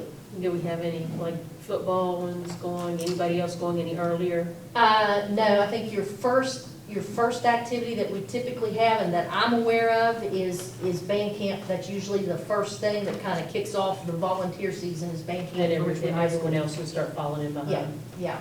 Your first two people to bring volunteers, since I've been here for approval, have been Richwood High School Band, followed closely behind Nichols County High School Band. Will this cover trips on sporting events, like traveling to another school for a ball game or some other activity? Is that going to fall under this? the hazing would. The hazing absolutely would. So I don't know, when the football team travels, I think those students are on the bus with the coaches. They have a head coach that sometimes, if it's football, they have multiple assistant coaches plus the temporary support staff. I don't know that they have volunteers. They're just limited to how many people they can have on the sidelines anyway. So the hazing would come into effect, but then it's not like a typical, Training and volunteer. right, because those people are our employees Yeah. in one form or another. So the ages, where'd the ages for chaperones come from? K-8, did you say age was 21? I looked at chaperone policies, I just did a research on chaperone policies. Most of them did have that type of age requirement. I think it's probably the same thing. Now, obviously, if you've got a parent, it's a little bit different. If I'm going because my kid's going, you can't tell me I can't chaperone my own child, right? So it's just that, you know, particularly if you're going overnight, now those they can volunteer, but they're going overnight. So you have an 18-year-old who's chaperoning overnight, and they've just turned 18 years old. It's a matter of to make sure that they have the judgment necessary to assess the dangers of certain things. You know, for instance, you know, I think both bands travel to Orlando. That is, you know, one of the highest sex trafficking areas in the world. And so you go down there, and an 18-year-old who's just graduated high school may not have the experience necessary to adequately judge the kind of risk that you're taking if you're running, where somebody who's a little bit older, who has some life experience, will know that. And with, you know, with high school, with that age being 25, it's just a matter of, you know, if you've got 17-year-old students and 18-year-old chaperones, that I think that puts the board at, you know, at a risk. Give you a better example. Having been a former band director, chaperone kids on quite a few trips, what you can have is an 18-year-old senior girl whose 20 or 21-year-old boyfriend wants to volunteers to be a chaperone, and now you've got a double problem because you have to chaperone those two. Chaperone to chaperone. So that's why you want I think, a qualifying age of at least a little bit of greater space of age for particularly the high school people. Yeah. In my thinking. Yes. I would like to say a couple things on that. I certainly, when I was in high school, which was a long time ago, as a matter of fact, I was the last class in Kanawha County schools where they allowed hazing at the 10th grade level. So I was a 10th grader in band and had a large band, and we went through all the hazing that you can't imagine what we went through, how humiliating it was, but it truly was. For the 3 months beginning in June, we had summer band in June and July and August and all through that. And at the very end of it, a student at Charleston High School, which is just across the street at that time on the east end of Charleston, right across the street from General Hospital, a kid was given the pink belly. And they couldn't get him to the hospital. He died before they could get him to the hospital, which stopped all hazing in Kanawha County. It was terribly tragic. I understand that physical component. You don't want that going on, but there's something else that we have to really consider. And I appreciate you putting this into the policy, is the mental health of children, because what happens that lots of times, and I've observed, is that, and as much as I love the kids that I've worked with in middle school and high school, kids can be the cruelest people on the face of the earth. They can be very mean to one another. But you know that when there's teasing or there's some type of tormenting or making them to do things that are very embarrassing that might come back years later in their life and creating those situations, or even creating bullying situations in the schools, I think we have to protect that right now. And I mean, perhaps it happened when I was in school, with our own school, but we've got to be cognizant of that, I think, as we move forward in any type of policy about kids being involved in organizations and being outside of the school on many occasions. So that's a real concern for me, and I'm glad you've addressed the mental and the safety and the just the well-being of this overall student in the policy. So, and you did say you're going to, this will, of course, be the policy, you're going to get out to all the principals and Yes. schools and make sure that they Yes. understand what is expected of the schools. So. And you mentioned the approval of the band trip,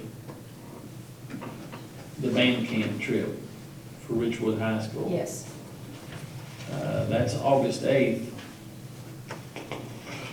And they would only have one chance to get their chaperones approved. Right, so, I believe that they're already in the process of setting up the volunteer training. I've already spoken with the nurses that do that. So we're already in the process of getting it worked out. So you've already reached out to them? Yes, yeah, Okay. yeah. Because that's We'll 2 make- weeks. Right, we'll make sure that it happens before they go to band camp. Okay.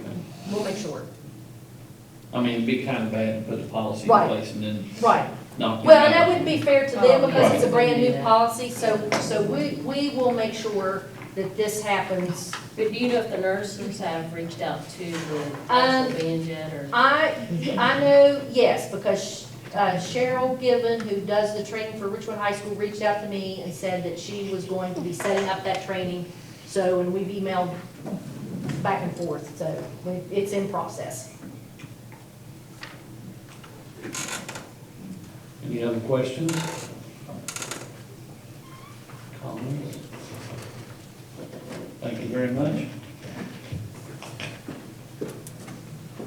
Okay, we will move on to action items. Action item A, approval of contract amendment 10 for the H&H study that was required for the building permit for the early site package at Cherry River site. This is the amendment that was presented last time, but the board hadn't received a copy, so a copy's in your booklet, or in your packet now.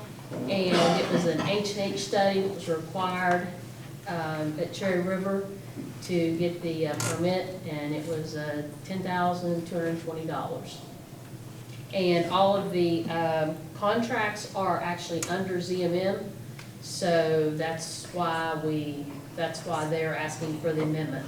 And you will see amendments from them quite often because they have to do that to bill for services for other agencies that are working under them.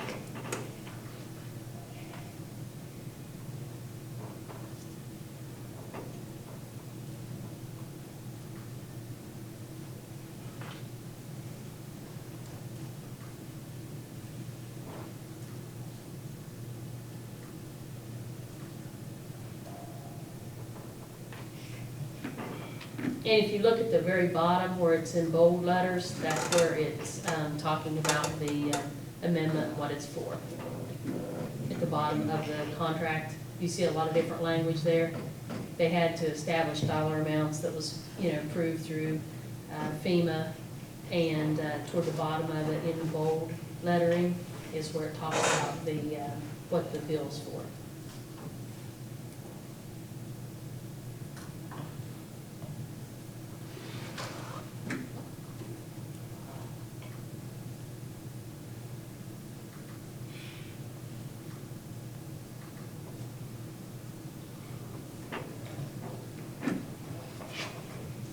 It says amended.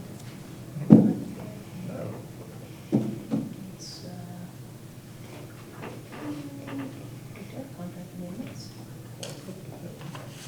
Scroll down. Right there. Is that near the bottom of that list? Yeah, has everyone else found it? Yeah, I found it. Did you find it?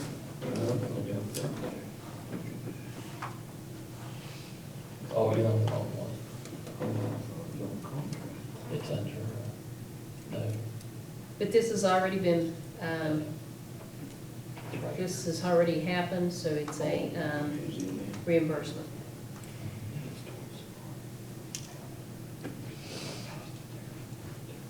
Has anything been added to 11.1, Article 11? Or is that the original? Is that like the original? The contract in front of you is the original contract, and then the amendment part That's It's the just the original, okay. boldface part. is the Okay. bold part, yes. And the board already approved this work to be completed. This is just authorizing the payment.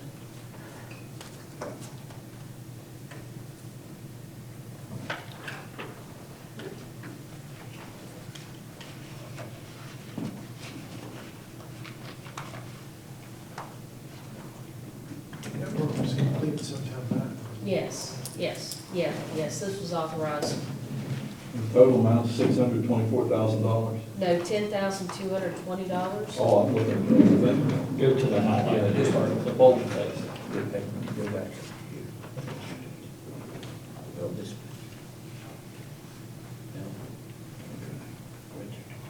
Oh, okay.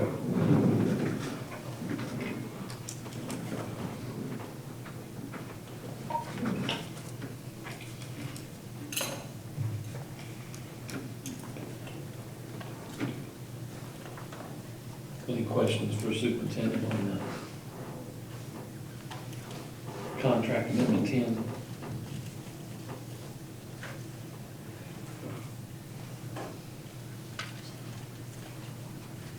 Okay, we'll move on to action item B, approval of the MOU with Mansfield Motor Sales, or Mansfield Motors for RHH band. Yeah, this is just a renewal of the previous lease that we had. It's the exact language that's been in place since the flood. This is for use of that building by the band, Richwood High School's band. No changes. No changes.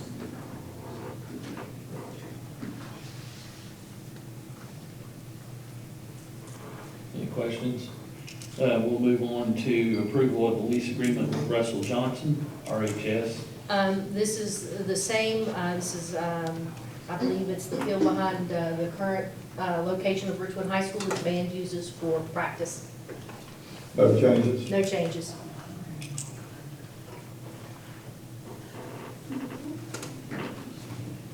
Okay, if there's no other discussion, we'll move on to action item D, approval of the contract with Snowshoe Resort for This summer is- school program field trip lease.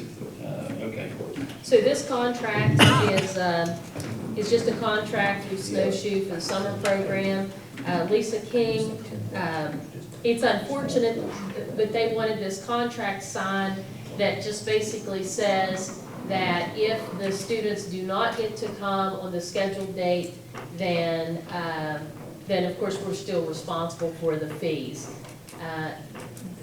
Our teacher even agreed to pay the fees up front, and they wouldn't, so it was a matter of just having the contracts signed.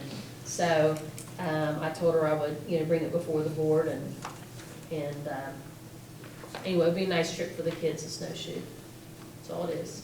It's like $750 or something like that. But there should be no reason, or is it? Oh, $780. Yeah.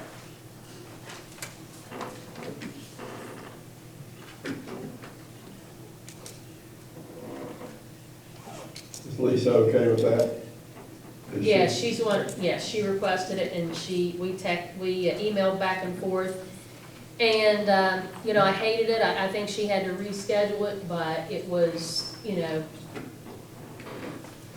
wasn't a board meeting to do the approval.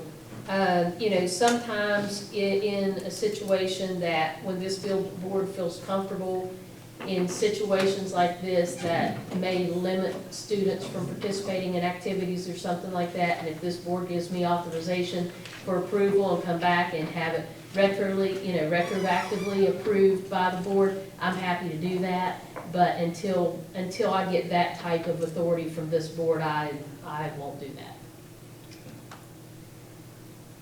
But oftentimes we have situations that will come up in the middle that people don't realize there's things that have to be signed, and yeah, she tried to get me to sign it. I said, wait a minute. well, she didn't know. I know. Yeah. But I did hate it, but I think maybe you need to give from the new board, you have permission. I did have permission, but I just didn't feel comfortable doing it without this board giving me permission. So, I can get it on the next agenda, getting authorization, that way I can do approvals on things and then just bring it back to the board and say, I approve this because it was going to limit the students from being able to attend this activity or whatever. Anything, I use pretty good judgment. If it's a major amount or something risky, I would never, but situations like this, I could have approved it. But with the new board, I didn't know, so I didn't want to do it. And you may have a situation like a sectional playoff game, Yes. and there's not a meeting, and so, Yeah. okay. Action item E, approval of the Neola policy, section 8,000, effective immediately. That's the one you just went over, right? Yeah, that's the section I just went over. It is in effect right now as an emergency rule, because we wanted all the policies to, we just wanted one place for our policy manual, so it'd be less confusing to people and employees. So this has been on public comment. We did not receive any public comments for any of the policies, but I'd be happy to answer any questions that you have about specific policies, if you have any. So it's on the website. Those, yeah, where I showed you where that went, yeah. In fact, included in this is the chaperone policy that's, right now is in effect as an emergency rule, but once you prove it tonight, then it will become the policy. Mr. Green brings up a good point, I think, Eric. So is it easily accessible for the public, just to go right to policy? Yes, right where I showed you Right. is how you get to it. Seemed like we had to go in and push more, go Yeah, down, that you're kind right. of thing. Do you want her to go through it again? No, I'm just wanting to make, because Yeah, it's- I followed you where you go to the more tab, Right. and you come down to policies, and then you go Right. here to have policies. Right. Just a direct link right for the public, right straight to policy. Yeah, what we can do is have them move that policy section further left as you look at the screen, so that it's more visible. I know whenever I look at my computer, the policy one is right there for, I mean, it's just that, it depends on what device that they're on. And I did put the instructions there, and unfortunately that, I mean, that's what you, once you go to Neola's site, that's a Neola design. And I'm sure if someone called over here, someone would walk them through it. Absolutely, We do quite absolutely. often, believe it or not, there's people that do call, Yeah. and we walk them through it. That'd be me. Yeah, yeah, yeah. I'm glad when they do, and get their Yes. own information. Is this the final one? No, you have two more sections out, 5,000 and 6,000, and I will bring those back to you on August 1st. They're off the 26th, I believe. Okay. Yeah. But then that'll be, will be official with our entire new policy manual. It needed. It absolutely It's is. been a tremendous amount of work. A lot of reading, Yeah, if you ever need to go to sleep at night, just get that out. Well, yeah, policy. Okay, action item F is the approval to change the board meeting time, start time from 5 to 6. And I just feel like myself that in order for the public to have an opportunity, we need to back it up. And I know the staff, it was nice for the staff at 5, and at one time it was 7. Yeah. So I think this is a happy medium, and hopefully these meetings don't go as long as this one. Can I ask a question? Yes, ma'am. Is the LSIC going to be at 6 as well? Are those meetings going to be at 6? Did we talk about that? Normally you don't The have issue it. is, if you have 5 schools reporting, if they stick to, 25 minutes or so, it doesn't make it a real long evening, but if they get into an hour and a half, we had one school one night, we had to stop them and tell them that they'd have to finish up after everybody else got done. So, We're gonna stick to 20 minutes. yeah. It's almost I mean, 2 We hours. have- Seriously, they can say what they're gonna say. We designated time limit? Yeah, I we did. Yes. Yeah. I think I think that worked out real well, 5 o'clock for them, because I didn't hear anybody complain about having to be there at 5. Right, but if we did, even if we did it at 6, and the most we have is 5, and in any one school, that'd be, what, an hour and 40 minutes, something like that? Yeah, but usually Even if you did 6. add another hour to that. Time everybody gets warmed up. It sometimes can draw out. I'm good with it either way. If the food's good, that takes longer. Oh, Well, we've got that's food, that's right. Half an hour for that. Mr. Murray always has very profound statements. We're going to do it at 6? well, those are all in the winter months too, so, That's just, what, 3 times? right. So it's not a, Well, It's November and January and, There's one in December, wasn't there? no, there's not one in December. Yeah, we took that one out for school. well, it- Four? Thursday to 5, You want to stay at 5 o'clock on the, So we will stay at 5. did you already print the calendar? No, I haven't sent it to the printer yet because I had to wait for tonight, but I knew I was gonna be, I went in and changed everything, all the regular board meetings, but I didn't change the LSICs yet because I was gonna find out. So is everybody good with 5 on the LSIC? Okay. Should add that to the minutes. Probably. Yes.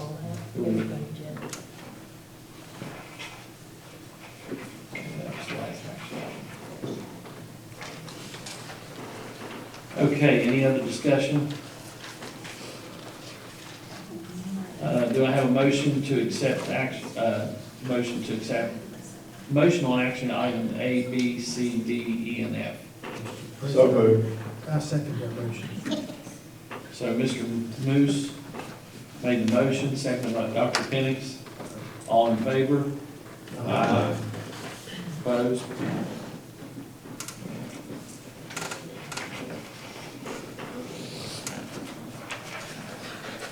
That brings us to consent items. Finance. Mr. Hess.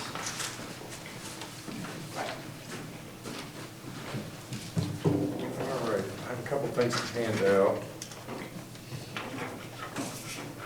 One of our previous meetings, you had asked for the SESC expenditures for the year. And so I summarized those for you and broke it down between the vendors that we used and the total for the year. It also, I think one of the questions was, what was the $43,000?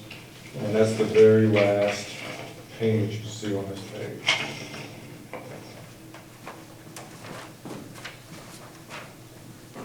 So, go over that real quick with you. So that was for FY '21, January through June. And you can see we paid for 3 computer techs. And then there was a variety of facility grounds people that we paid on a basically part-time, extra duty basis. Then we had personnel that helped with curriculum, and then personnel that helped with payroll, and then the COVID helper. That's the personnel part of it. Now, moving into this year, I believe we're just going to have the techs and payroll, and maybe the curriculum individual. But the facility grounds, we will not be using, nor the COVID tracer. The facility grounds people, those were the COVID cleaners that we had. Yeah. So we do use them for substitute calling. Yes, we pay for our substitute calling system through them. Okay. And all that proximity learning, that's the virtual school and school messenger as well. That's what Mr. Butcher presented on, you see how much we're already paying out. Yeah.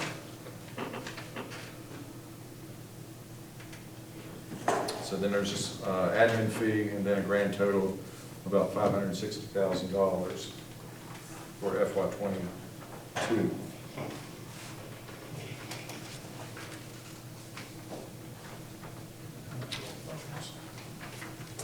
you have any questions on those? How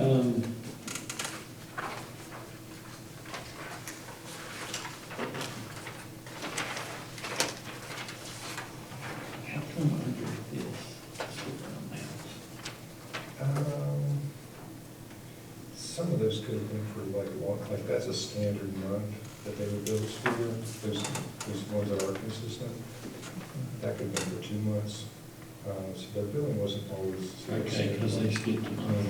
Okay, thank you. And I think she was turning like hourly, so she may not have worked the full amount. Or I'm not exactly sure why the small changes.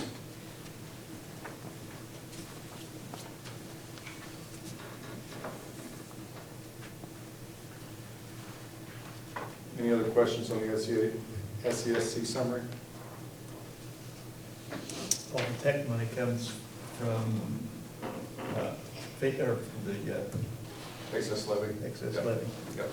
So that really is, it's spent for technology regardless. So whether we contract through the SESC or we buy them here or we hire them here, it's going to be paid for technology stuff. That comes from step 7. Pardon? That comes from the levy, it comes from step 7. Oh, your step 7B? Okay, same difference, it's money set aside just for technology through the step 7 program through the state. So Regardless, it has to be spent for technology. so that's not all your money though?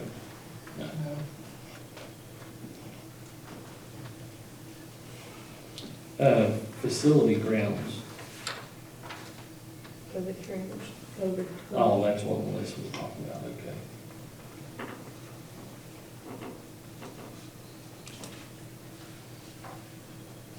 M&H, 1,798,566, payment number 7, is that correct? Okay, are you going to? He jumped again. Oh. You're all right. So you're talking about on finance report? Yeah. Right. Does anybody have any questions for Mr. Hess on the SESC? I'm sure we'll have some later. How's that?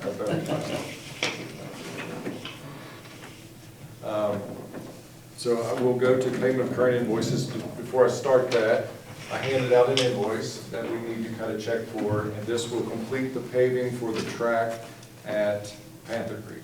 Is this by grant? That is being paid for. They raised. I think they raised money for it.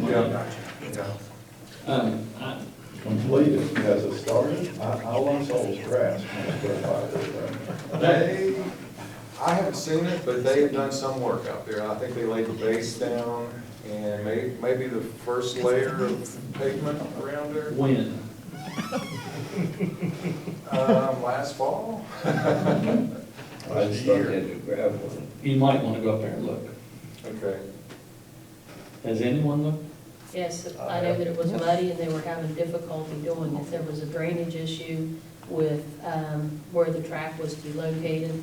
I know that Rocky had discouraged the track from being located there, but there was insistence that the track be located there, and they have had real struggles in making that work. Part of that water was. And it is a drainage issue, and Rocky stated that actually, you know, Well, there's an issue, and I'm not sure how they're going to get that corrected, but. part of the problem is the track is below the ground level.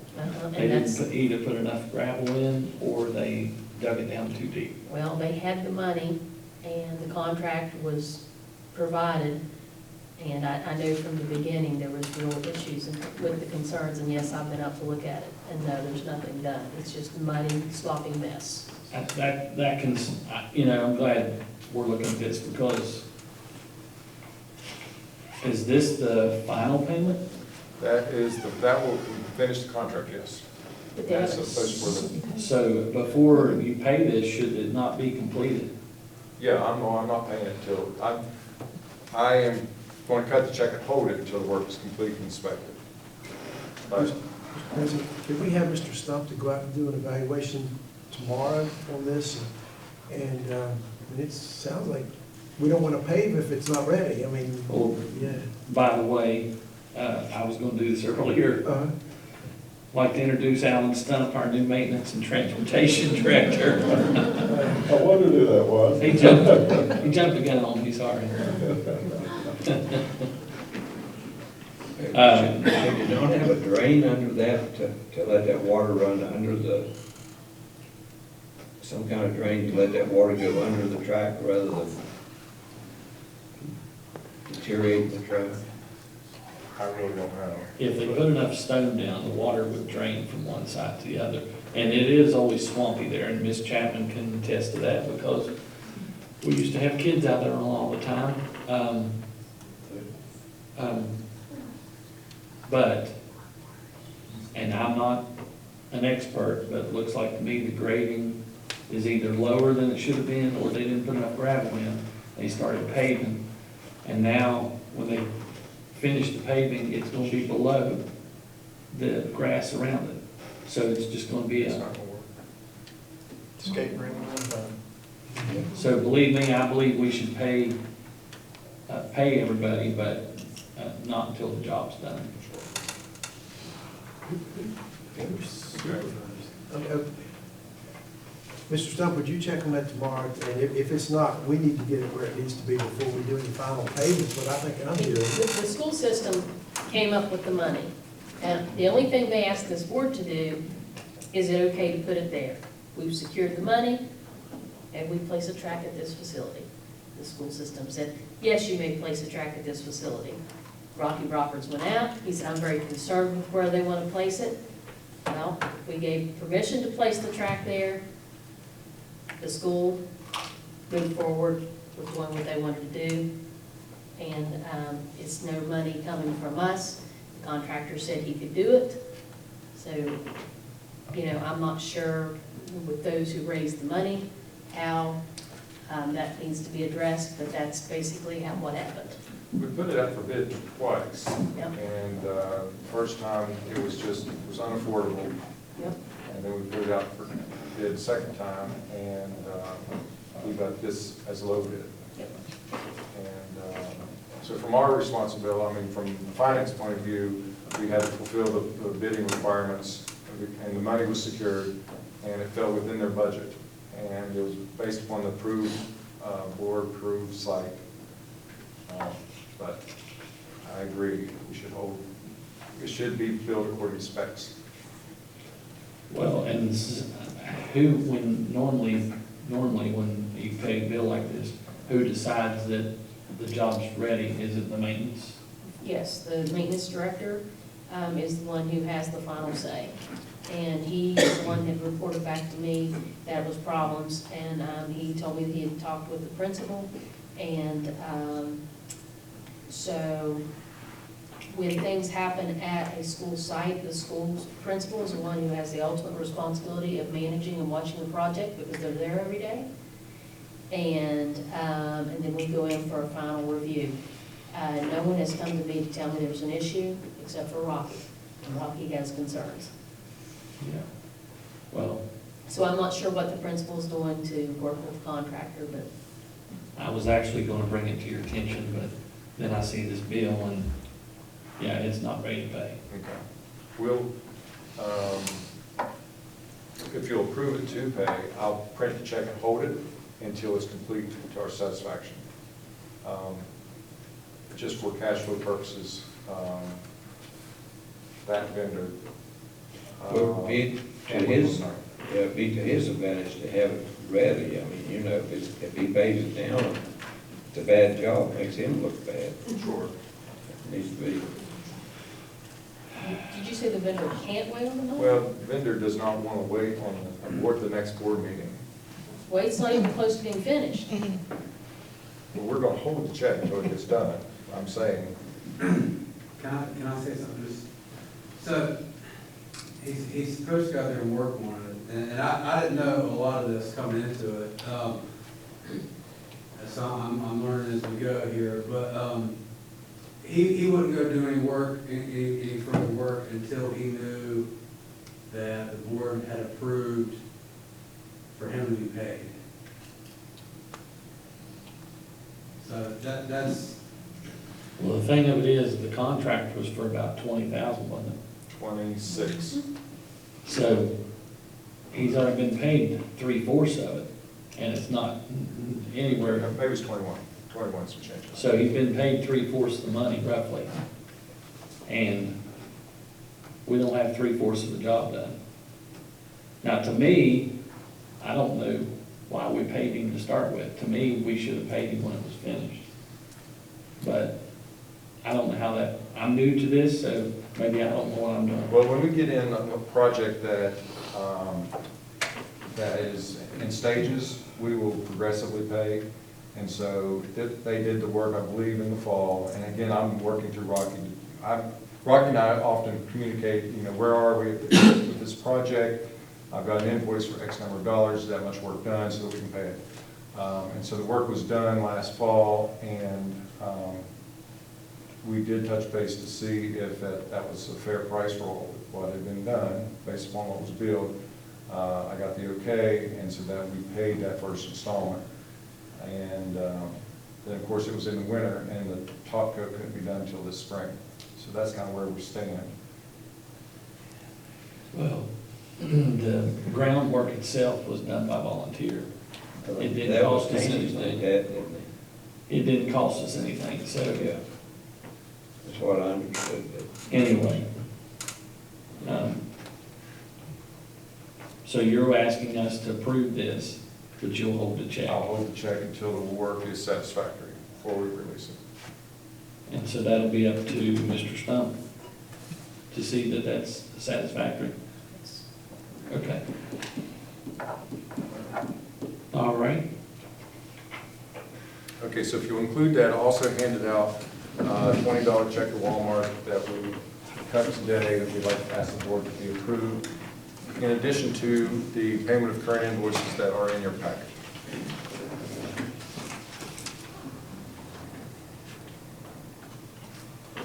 And I believe, Mr. Moose, you had a question about M&H. Are we on that now? Yes. All right. Yeah. Is that payment number 7? Yes, sir. Okay, so that means that that's not on here, what you gave us last week. That is not on there, no. No. So,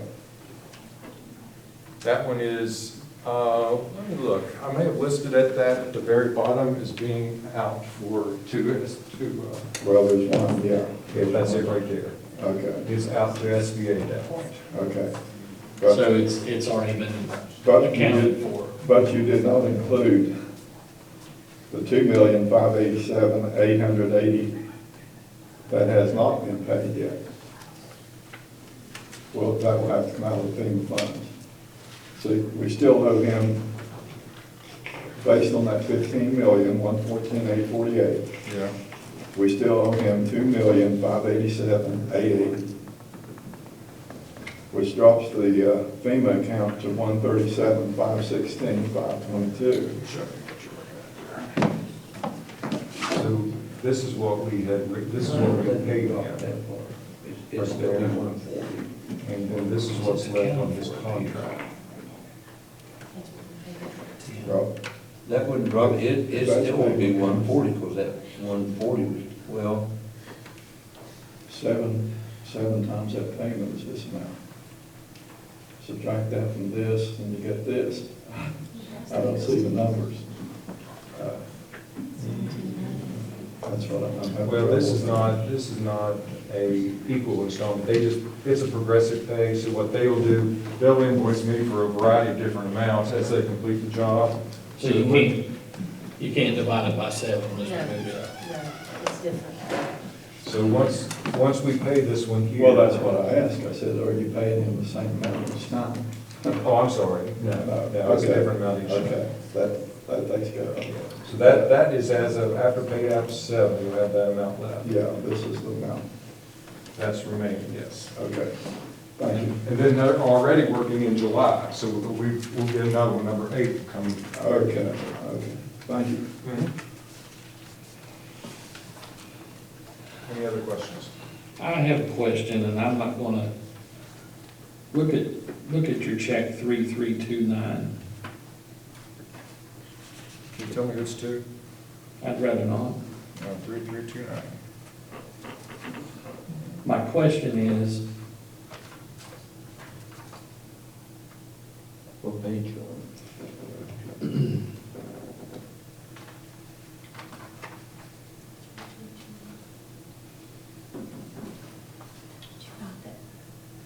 Right here. yeah, I know, it's down here. 3329. It's on your page 1 on the P card.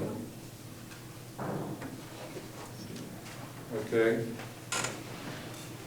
So my question is, have you determined which store you use for those type things? That is shopped among a lot of different vendors, and some local, some not local. And so our foreman searches for the best price across all vendors. Okay. And so probably historically, they had some, he already knows where he can get the best prices for certain products, probably. Right. So, but there's, So they're not locked in on one thing? Okay. he shops the best price every time. Okay, fair enough.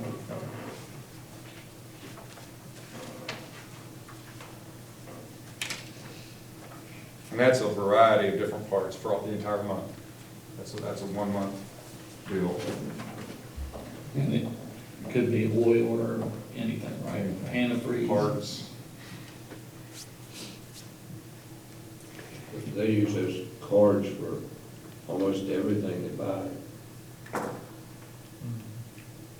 In the area especially, but I guess they use them outside too, because if they pay for the food also, is that correct, or? I never did find it. Which page? Like what you're saying, P cards? Yeah, We use the P card as much as possible because we Because get you get money back. 1.25% rebate back on that. So yeah. we use it a lot for travel. We use it a lot for our food service program. We use it as much as we can to try to maximize that rebate. Did y'all find it? Yeah, that wouldn't have been for a lawnmower, would it? No, Oh. I don't remember buying one. What kind of rebate do you get? I still don't know what page you have it on. What kind of rebate do you get back on? It's a graduating rate, but it starts at 1.25% 1.25? of our purchases. Is that based on federal law?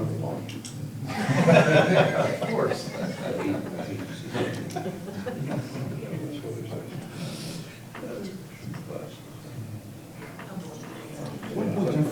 Pretty damn good. Yeah. Of course, you got to spend a lot of money to get one. So that's why we encourage, we used to pay all of our big bills, like our workers' comp, a lot of our food service programs. It's not unreasonable, Sherry, you just spend $150,000 a month in food service, usually, so. P-card? Chris uses it a lot for technology, so. Pay for diesel? Yeah, that'd be great, wouldn't it? Yeah, that's a lot there. When we got our iPads, we ran $1.5 million. I mean, that's what I do. And you get something, yeah, that's good. Better what's going on in other places.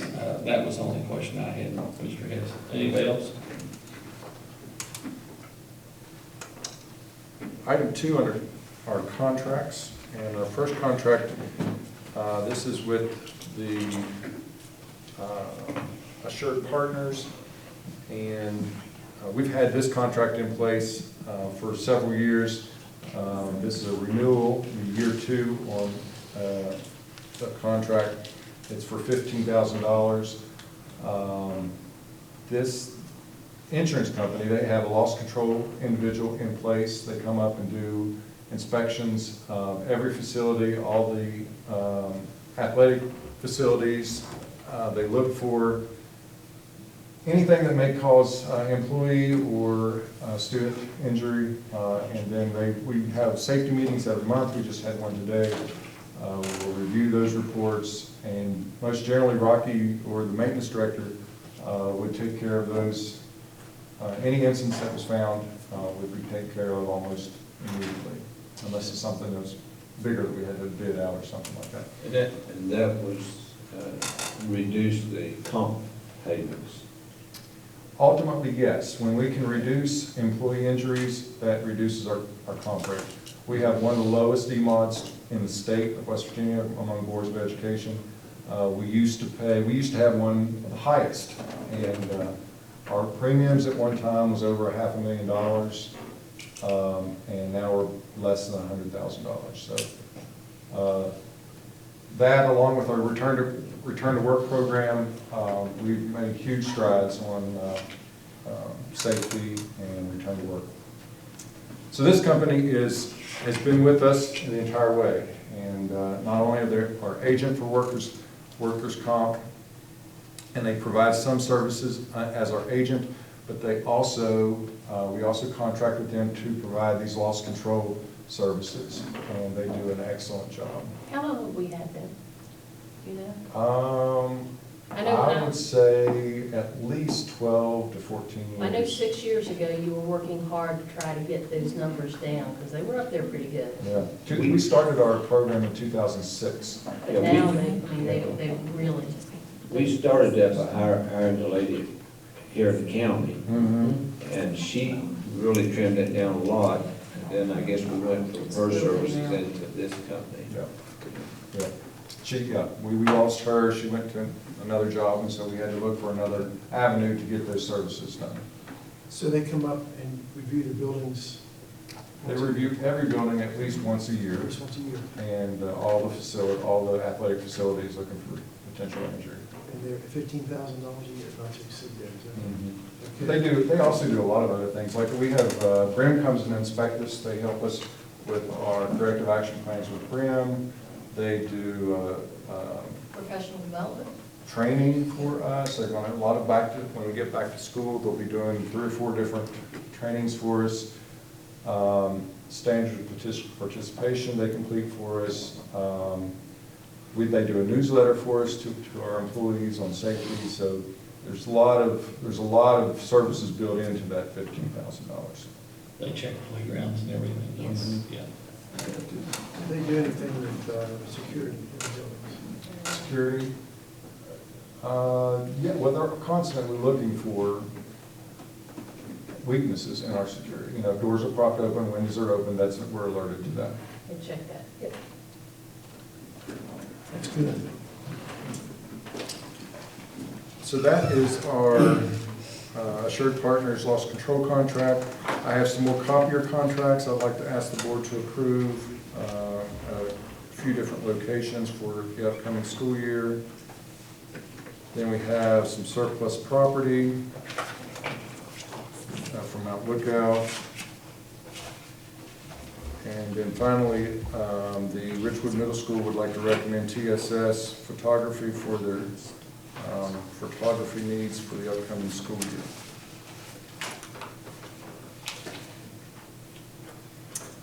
One more question on current invoices. City of Summersville for the pro officers. Do we get a grant for that? That is through the excess levy. Okay. We have $150,000 in the levy to provide those officers, and we split between the City of Richwood and the City of Summersville. Okay. Well, it's actually the Nicholas County, the Sheriff's Department does the Richwood schools. Right.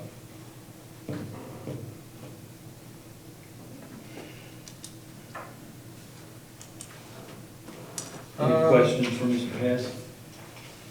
Did you have something else? I'm sorry. Pardon? Did you have something else? I'm sorry. Oh, item B was just a band camp travel trip. Or Richwood High School band trip.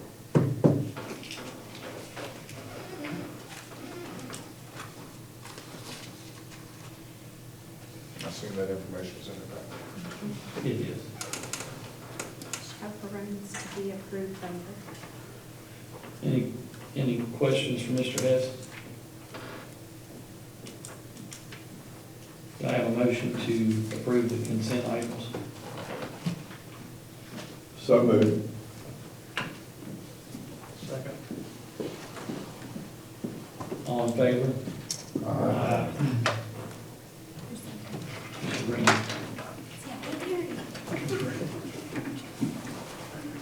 Mr. Moose made the motion, Mr. Green seconded all. Okay, that takes us to the personnel.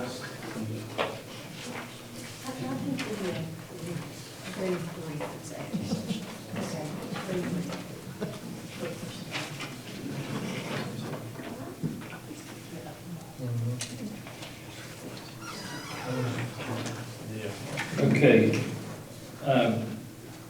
Do we have a motion to go into executive session? Make it motion. I'll second. It's been moved and seconded. We'll go into executive session. Is there any discussion? Come out of the executive session. So moved. Motion made by Dr. Penix to come out of executive session, seconded by Mr. Moose. All in favor? Aye.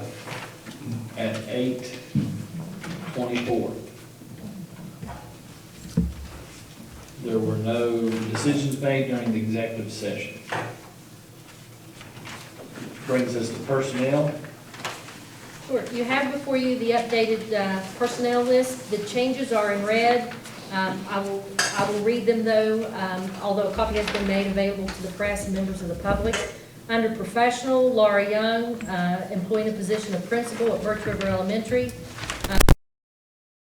Science teacher, I believe we will be reposting that.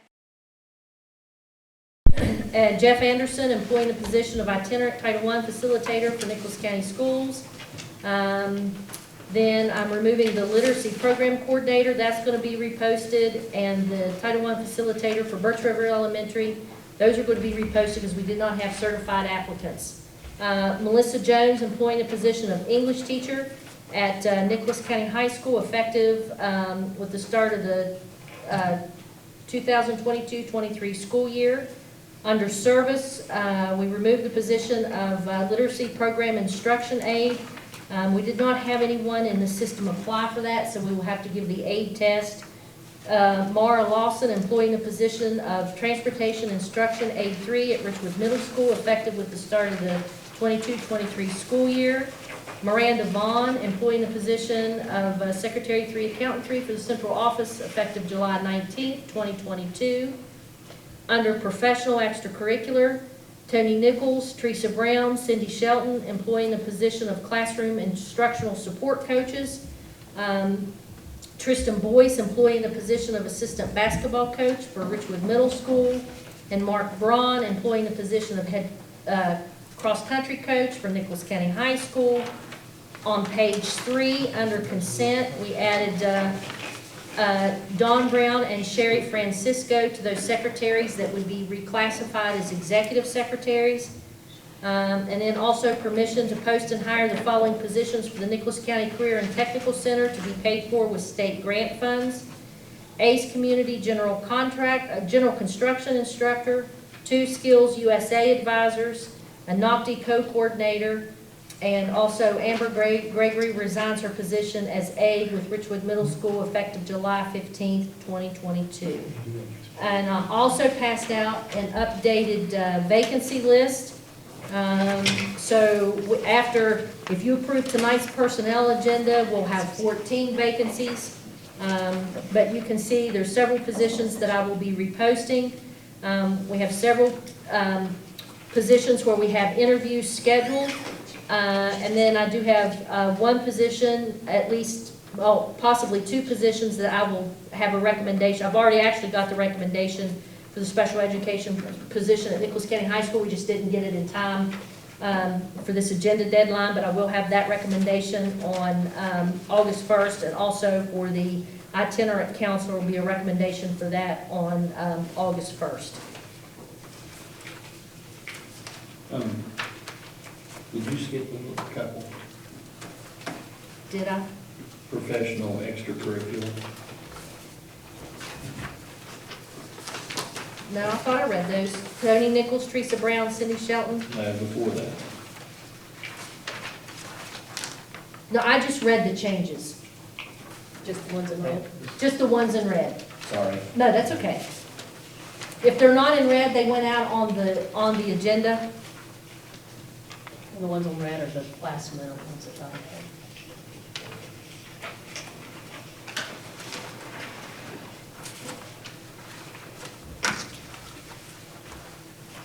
Do we have a motion to, any discussion on personnel? I'll make the motion. Do we have a motion to approve the personnel agenda? I'll make that motion. I'll second.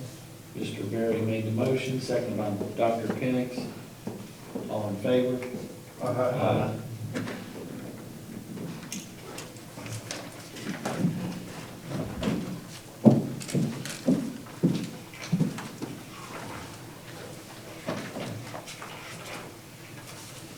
Okay, that brings us to item 8, superintendent's information, construction and planning, architectural update. This will only take about 45 minutes. Give me the key. 4 to 5. Just wanted to do a little update on construction. It's Glade Creek, they're installing the risers and manhole extensions, 48-inch concrete pipe, filling it to grade. Soil removal northwest side of Middle Ridge, blasting at the central bench remaining, placing fill where available, removing clay, lining retention ponds, construction of walls. So those are just, they're continuing to move dirt, things are looking good, we're on track. Wanted to also talk to you about, I did email this out to the board members, and it was just a change in the scope of work that we had requested to size the facilities to 6,200 specs, and FEMA gave a response back stating that this was not a scope of work change. It is acceptable and just to move forward. And it was just also a reminder of our original award of $177,513,582 was actually adjusted because of our insurance money that we received and a duplicate engineering fee. Our actual award for its entirety was $175,562,664.60. And then the other thing that I wanted to update you on, today the Department of Education sent us a request for a crisis response plan to be submitted to them by this county for each individual school by August the 1st. It was great timing because today was our day that we had our safety meeting. We had City of Summersville here, Alec Anderson and Officer Blake and our EMS director and our safety committee folks, and we talked about our next steps. We're going to have an ALICE training, active shooter training for the county school systems on August the 19th. And it's going to be about a 3-hour session. And then that night, we're actually going to have a training for the parents. So the parents who would like to come in, we'll start at 7 o'clock and we'll do at least an hour training with them. So they know what to expect because, you know, I'm getting calls and concerns from parents saying, you know, what are you doing? How are you being responsive to, you know, most recent acts of violence? And I said, you know, we're working, you know, with our first responders and, you know, we're very actively engaged in this. Our first responders have also agreed to do continuous threat assessments throughout the year, and as well as our third-party safety person. I can remember the name of it now. Our safety planning person. Can't remember the name. Assure or something? Yeah, sure, yes. So they've also agreed, sorry, they've also agreed to participate in the threat assessment as well as central office people. So we will be going out throughout the school year and we will be walking around the buildings. We will be checking for windows, doors to make sure that people are keeping those secured. That has been a problem in the past. We continuously address it. This year I'm going to be a little more firmer because we must keep these schools secured.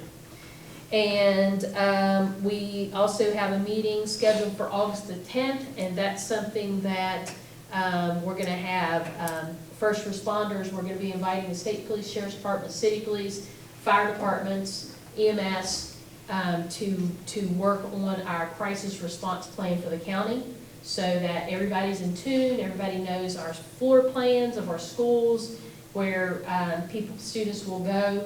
if there's a fire drill where students will go, if there's an active shooter, when they vacate the building. So all those types of things are being mapped out and they'll be ready to roll while the county school starts. Let's see. And that is pretty much it, unless Chris Hanshaw can think of something that I forgot about that. October 19th, is that the first day for staff? October? Or August? Yes. They would love that.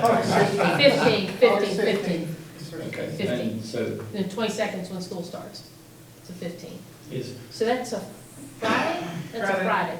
Yeah, 19th It's a is Friday. when shooter training is, that's Yeah. Friday before school starts. And so before COVID hit, we had, they're pretty active with going out and they've actually like blocked walkways or hallways and stuff. And they've, told students, oh, this area's blocked, and then they have to go find another route out. I mean, they've really been engaged in trying to set up scenarios in schools. So we had a really big one planned. Yeah, And we then had a COVID hit. we had a massive shooter drill that included the Department of Highways, all of our, all the ambulance authorities, state, county, city police, area back. But COVID happened and we couldn't do We had it. to So cancel. but we want to get all those agencies back together and just make sure that we're all ready. Madam Superintendent, go ahead, I'm sorry. I was just gonna say, so, we are on heightened alert, and, we wanna make sure that we protect, all of our children and staff in these schools. Madam Superintendent, I'm glad to hear that, because what happens, I fear, from observing schools at OEPA and different things is, we become lax after a little bit of time, things get quiet for a while, then we start to let things slip a little bit.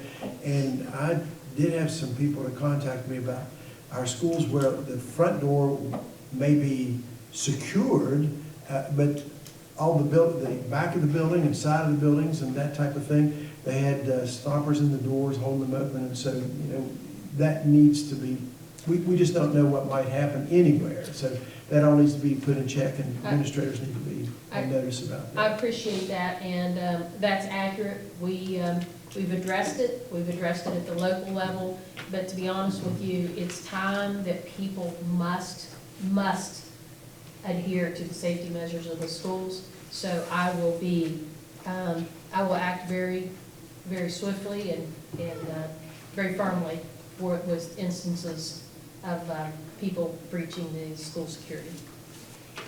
don't tell them you're coming. We won't, we don't.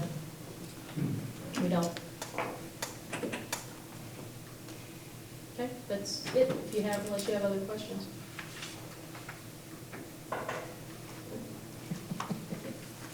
Okay, that brings us to item 9, reports. Dr. Penix, SESC. I can be very brief. We haven't met yet, we'll meet Wednesday. Mr. Green, Bright Horizons. We had a board meeting this last week, and it's a very great place. Maybe y'all need to visit that and see what they get to do.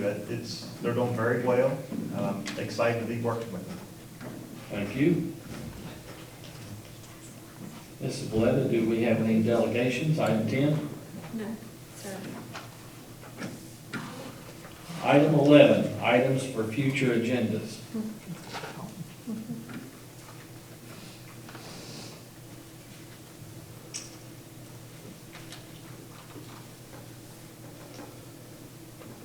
Anybody have an item for future agenda?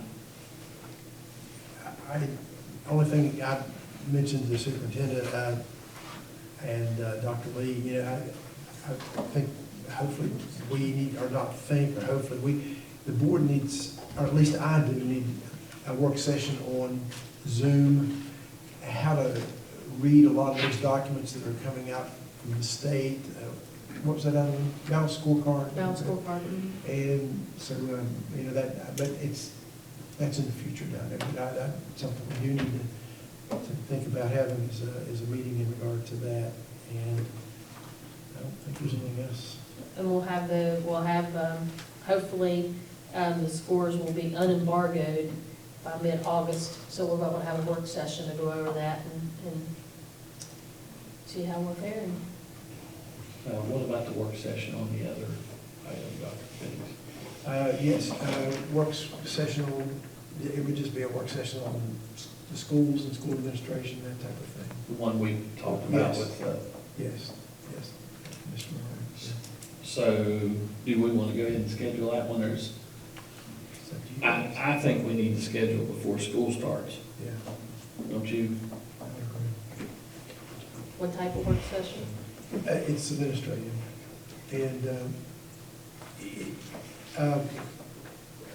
work, during the work days, I know you're busy, you're busy. I can work around that. We need to do it while, Yeah. right?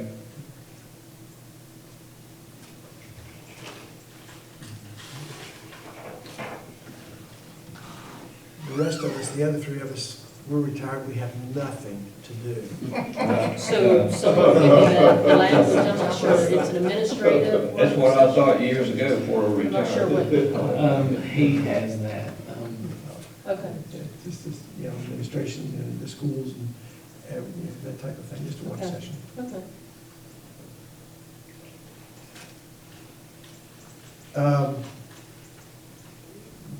You have any mind? Well, I know the closer we get to August, the busier it is, so do you want to have it next week? Do y'all want to have it next week?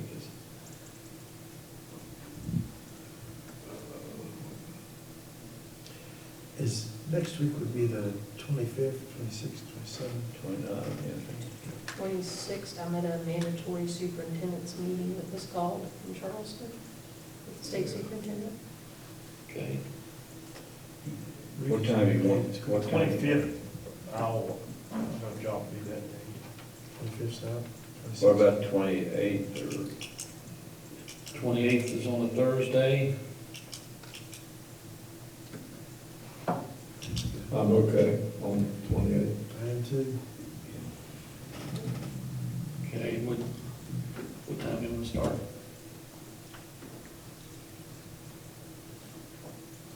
9 o'clock? Before lunch or after lunch? 9 o'clock's good with me. 9 o'clock, okay. Is that too early? I just won't go to bed, that's all. July- Yeah, I can make it anytime. It doesn't matter. 9 o'clock. 9 o'clock on the 28th. Yeah. Is that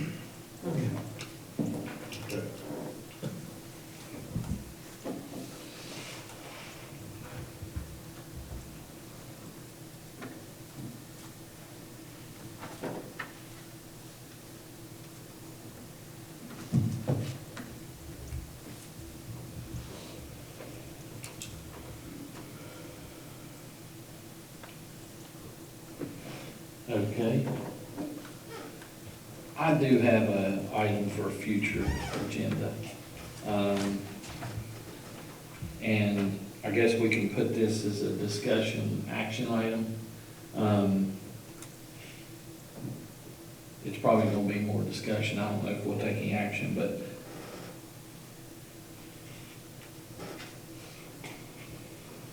activity bus run for the Summersville side of the county. Wanting it? Is that what you're We saying? don't offer it, right? Correct. I think, so, we had it at one time, and we just didn't have enough student participation, and that's why we dropped it. And we've tried it a couple of times, even since I've been here, and after several runs, students did not run. I asked Rocky to do a survey, and he went out and he checked, and we were told that there was no one that would be running it. You know, I believe that if it hinders students from participating in sports, we should definitely have it. I mean, if that's a concern, we can absolutely maybe do a survey of the students to see which ones would participate. I just hate to have a bus and pay for a bus and it not be utilized. But we've tried twice. Okay, well, I mean, if you know of a need or you're hearing that there's a need, then, you know, I can follow up on that. Mr. Berry, did we deal with this before, a couple of years, a few years back? Yeah, we've run them and then And it kind of was ran out. empty. People go with people didn't run. Well, I don't want to do that, but I'm like you, I don't want to knock a student out of an extracurricular activity, whether it be sports or some kind of academic thing they're having in the evening or Yeah, whatever. I don't know if you need coaches to survey or something, see how many might possibly use it. We could put a survey up on Facebook, you know, Okay. do very Ask for easily, community on the one. website and on Facebook, just ask, you know, people that attend Sullivan Middle School. What Nicholls sport, County High School. what sport do you participate in or would like to? Would you use the If there's a bus? We need. can do that. And it may change from year to year. Yeah, we could do a survey. Gas prices, I guarantee you, That might- drive a bus this year. I don't know, I don't know. You would be surprised. Depends on who's paying for gas. Yeah, exactly. Yeah, we'll do So- a survey on it. Yeah, so we might not need to have that until, I'll report back. We'll do okay, a survey, Okay, we'll so figure hold out how off to do it. until, she'll do a report on it, so, okay. thank you. Want to change the time on those two meetings coming up? I'll get an updated notice out, because those meetings are already noticed. So starting, future meeting date starting Monday, August 1st, that'll be at 6 o'clock at the board office, central office, and Monday, August 15th, 6 o'clock. And I believe that's it. Move to adjourn? I have a motion by Dr. Penix to adjourn, seconded by Second. Mr. Berry. All in favor? Yeah. Opposed?